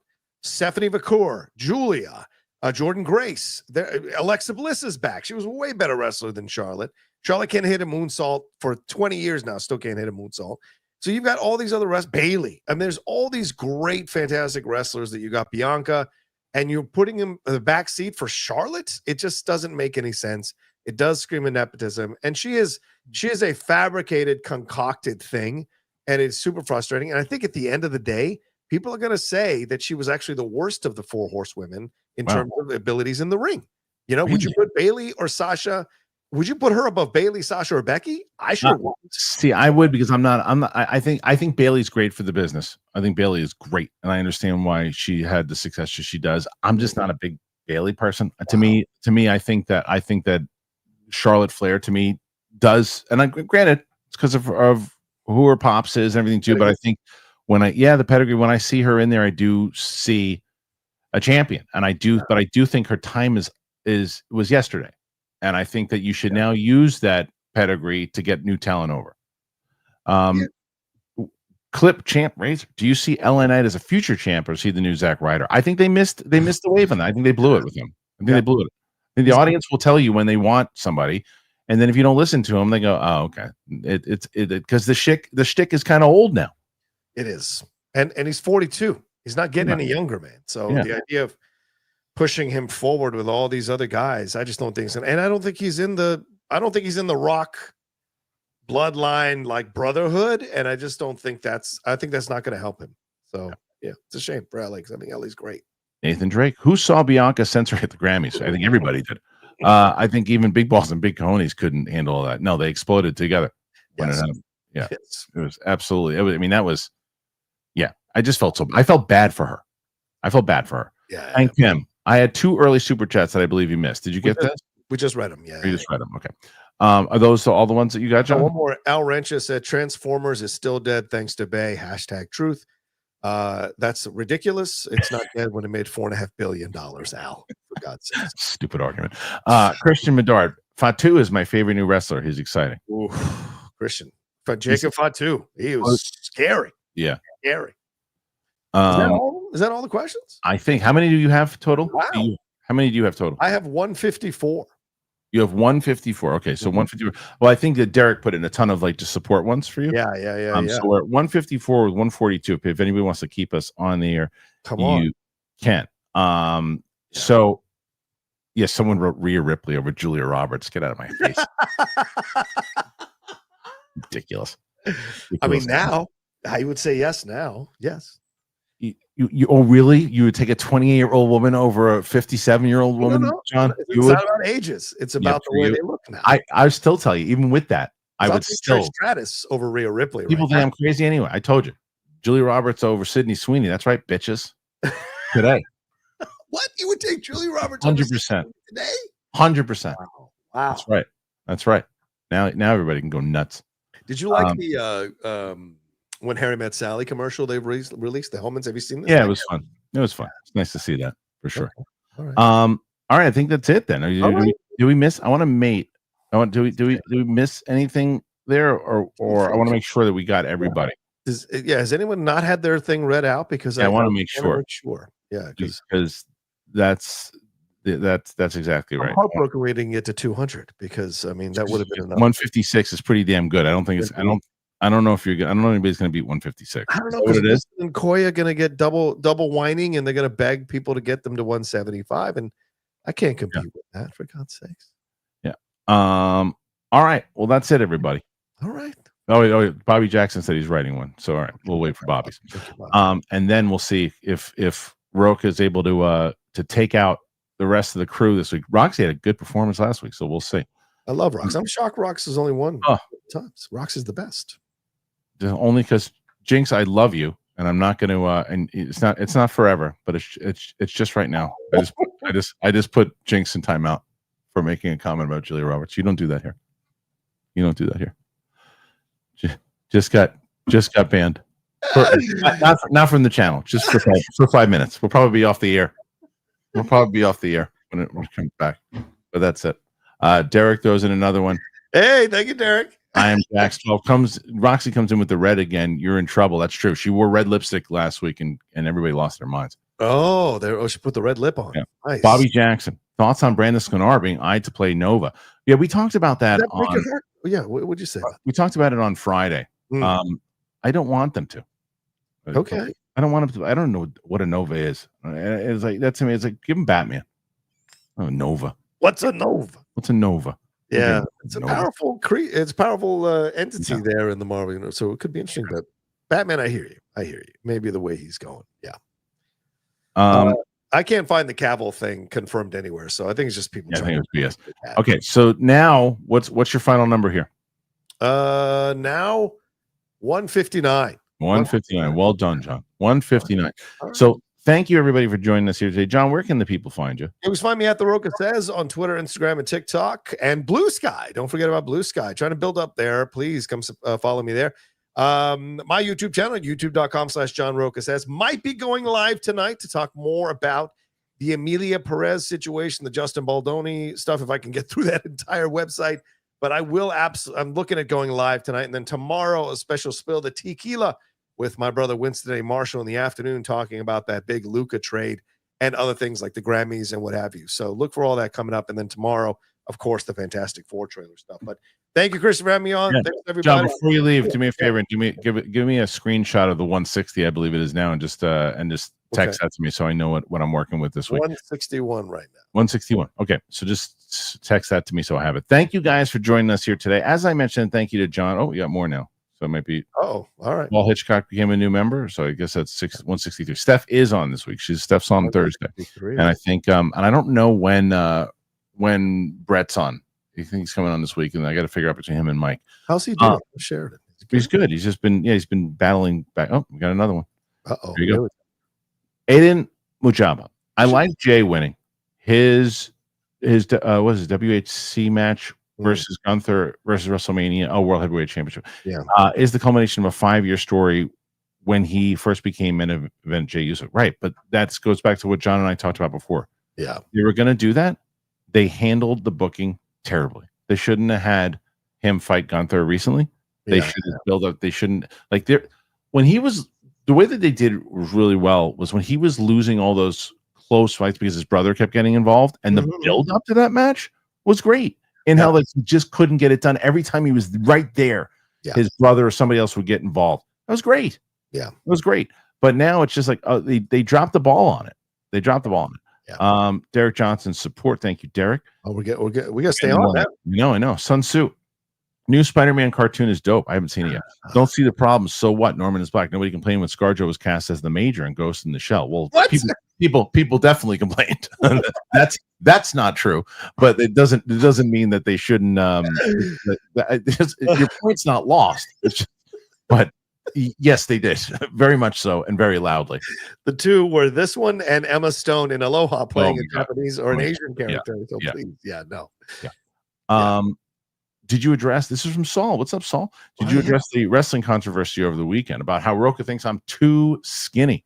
Yeah. Did you see his match? He sent no, I haven't seen his match. He only sent me pictures of himself in his wrestling gear, and he is so trimmed down. He looks like a middleweight.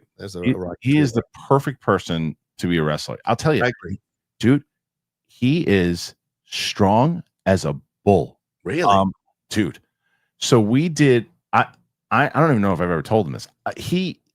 I have, been in scraps before. I've handled strong people before. You've thrown a few. This dude, when we were doing a bit for Schmodown, when he is ultimately when he turned face, and it was the whole Merle Bateman thing, and he came in to protect Peggy, and he sold it so much so that some of the crew didn't know if he was really getting, he was pushing forward to get to Bateman. Yeah. And I had to hold him back. It was not easy. I couldn't believe it. I said, "Holy shit!" Because he's a smaller dude, but he is a strong dude. So I could definitely see him being a wrestler. Like he's like freakish strength kind of dude. So I'm excited to see that he's doing that. I hope he does. And he's great on the mic. Yeah, it's great on the mic. Yeah. Brooklyn, support for Rocha. Thank you, bro. Thank you. Some more support here. Gopal Rocha, did you see Josh Harris saying he's not changing commanders because the fan base is embracing it? I'm happy for that because there have been too many people from a certain political bent who want to go back to the old name, and we should never go back to the old name. It's done. Grow up, get over it, as they love to tell us. Get up and get over it. We are the commanders now, and I think Jaden Daniels is going to lead us to the promised land with that new logo and establish us firmly as the commanders. And they're going to make some tweaks that'll evoke the old skins outfits from the back in the day. So I think it's going to be a nice combination of both. I think people have embraced commanders. Yes, absolutely. Except for a loud minority of people who are complaining about it. Yeah. Gopal, that might be the one downside of our Magic season. What? That he's embracing the commanders logo? Sorry, Gopal. I like it. If you want to go back in time, there's plenty of footage of that on YouTube. This is the way forward. And there's no better name that I've heard yet to take that place. Nathan Drake, didn't Kristian say Julia Roberts says curves? Come on, man. I'm not talking about today, fool. I'm talking about have you not seen Mystic Pizza? Holy shit. She's got boots in Mystic Pizza. Dude. I mean, she always gives that. She always says like, "Oh, I had a big butt. I didn't like it." What the fuck are you talking about? For Hollywood standards, incredible. Yeah. Derek Johnson, thank you, Derek. Let's see, next one. Fatu Brecker for Mania. Book it. Force the ring. Hank Pym. What do you say? Did you see those the Braun Breakers spears he was delivering? Yeah, it was incredible. It's scary as hell when he gets full speed, man. He's not gonna be able to do that for too long, though. No, you're right, because he's going. Yeah, just like he's gonna get old. Yeah, it's gonna get old. He's gonna hurt himself. Yeah. You're right. He's gonna get hurt eventually. Eventually, he's gonna. I mean, because it's terrifying when he does that. It's a great. But he's like the new Goldberg. Him and Fatu. That's a main event coming at some point down the road. It's gonna be great. Great. Derek Johnson, thank you, buddy. Gopal, they're not letting you off the air today, John. Oh wow. Gopal, I agree. Never go back to the old one, but I'd like something else. Is what he's saying. That's fair. I can say that. I can see that. Derek, support. All right. Yeah. Let's see. I think that's it. So what do you? Oh, no, just kidding. What do we got now? 184. 184. I think we should stay on 6 more minutes and see what happens. See what happens. Okay with you? Well, no, it doesn't work that way. It's not fair. Winston would have an absolute fit if I did that. Because normally what we do is I'll give people a chance to sign off. And what happened with Steph when we were about to sign off, and then if people want to keep us on, we stay on. But I can't. But we got to make sure that we keeping us on though. But I'm going to try. There's another one this is Derek. So signing off. Whoops, Mike is going to lose his mind. Maybe. All right, I'll try again. This is what I do. I try to sign off, and if they don't want me to sign off, then they throw something in. Which is what they did. So this counts. They did last. Of course, that's what it counted. That's what happened. That's what happened with Steph. Steph was at like 27 questions or something like that when we were signing off, and then she wound up getting like 120. It was ridiculous. Wow. Yeah. All right. Okay. For now, that's it. That's what we think. So, thank you for being here. Thank you, Sam. And there we go. Sam, or you can check out the Marvel ones, but let me ask you this: Rocha, Xolo, or Julia Roberts today? Oh, that's tough. You're an idiot. That's tough. That is tough. They both annoy me, so I don't know. I guess Julia, because then I might meet George Clooney. So I would say, but of course they both have connections. No, I'd say Julia because I might meet George Clooney and get into an Ocean's film. So that's what I would say. You disgust me with everything you say. All right. Derek says we're 205 today. So you said we're gonna hit 205. What are we at right now? 188. 188. I don't know. We're about to sign off. Yeah, we're signing off. So, We're signing off. So I appreciate everybody who's keep this is you can't ever complain that this doesn't happen to you. One time does not make the rule. Come on. You know that. Come on. If you lose this week, then I would absolutely love to see a ranting text because I think it'll be deserved. But it'll be absolutely hilarious. You're misrepresenting me. I just sent one sentence. One angry text. One angry text. All right. Thank you guys for being here. I appreciate it. For everybody, once again, We'll be back here tomorrow, and I really cannot thank you guys enough. Look at PLD. Yes, fuck it. What's Yeah, it like when yeah. someone else? Ain't that the truth? Ain't that the truth? When Yeah, he knows he's in trouble this week. when someone else puts the finger on the scale and where cry. But when you do it, it's okay. Ain't that the truth? Ain't that is Texas logic if I ever saw it. If I ever saw it. So yeah. Look at Derek. He's still helping you out. Thank you, Derek. All right. Thank you guys. And we have a crazy week also coming up because I even said I got Infinity War reaction, Endgame reaction coming up, Black Panther reaction coming up. I got Out of the Theater, non-spoiler and spoiler review for the new Captain America movie. I'm going to do a few more of the Squid Game episodes. So I'll make sure that's going to be up there. And I think that's it. So John, give me that screenshot now and let's get the hell out of here. Thanks for being here, everybody. Appreciate you. We'll see you on the flip side. Peace. All right. Bye-bye.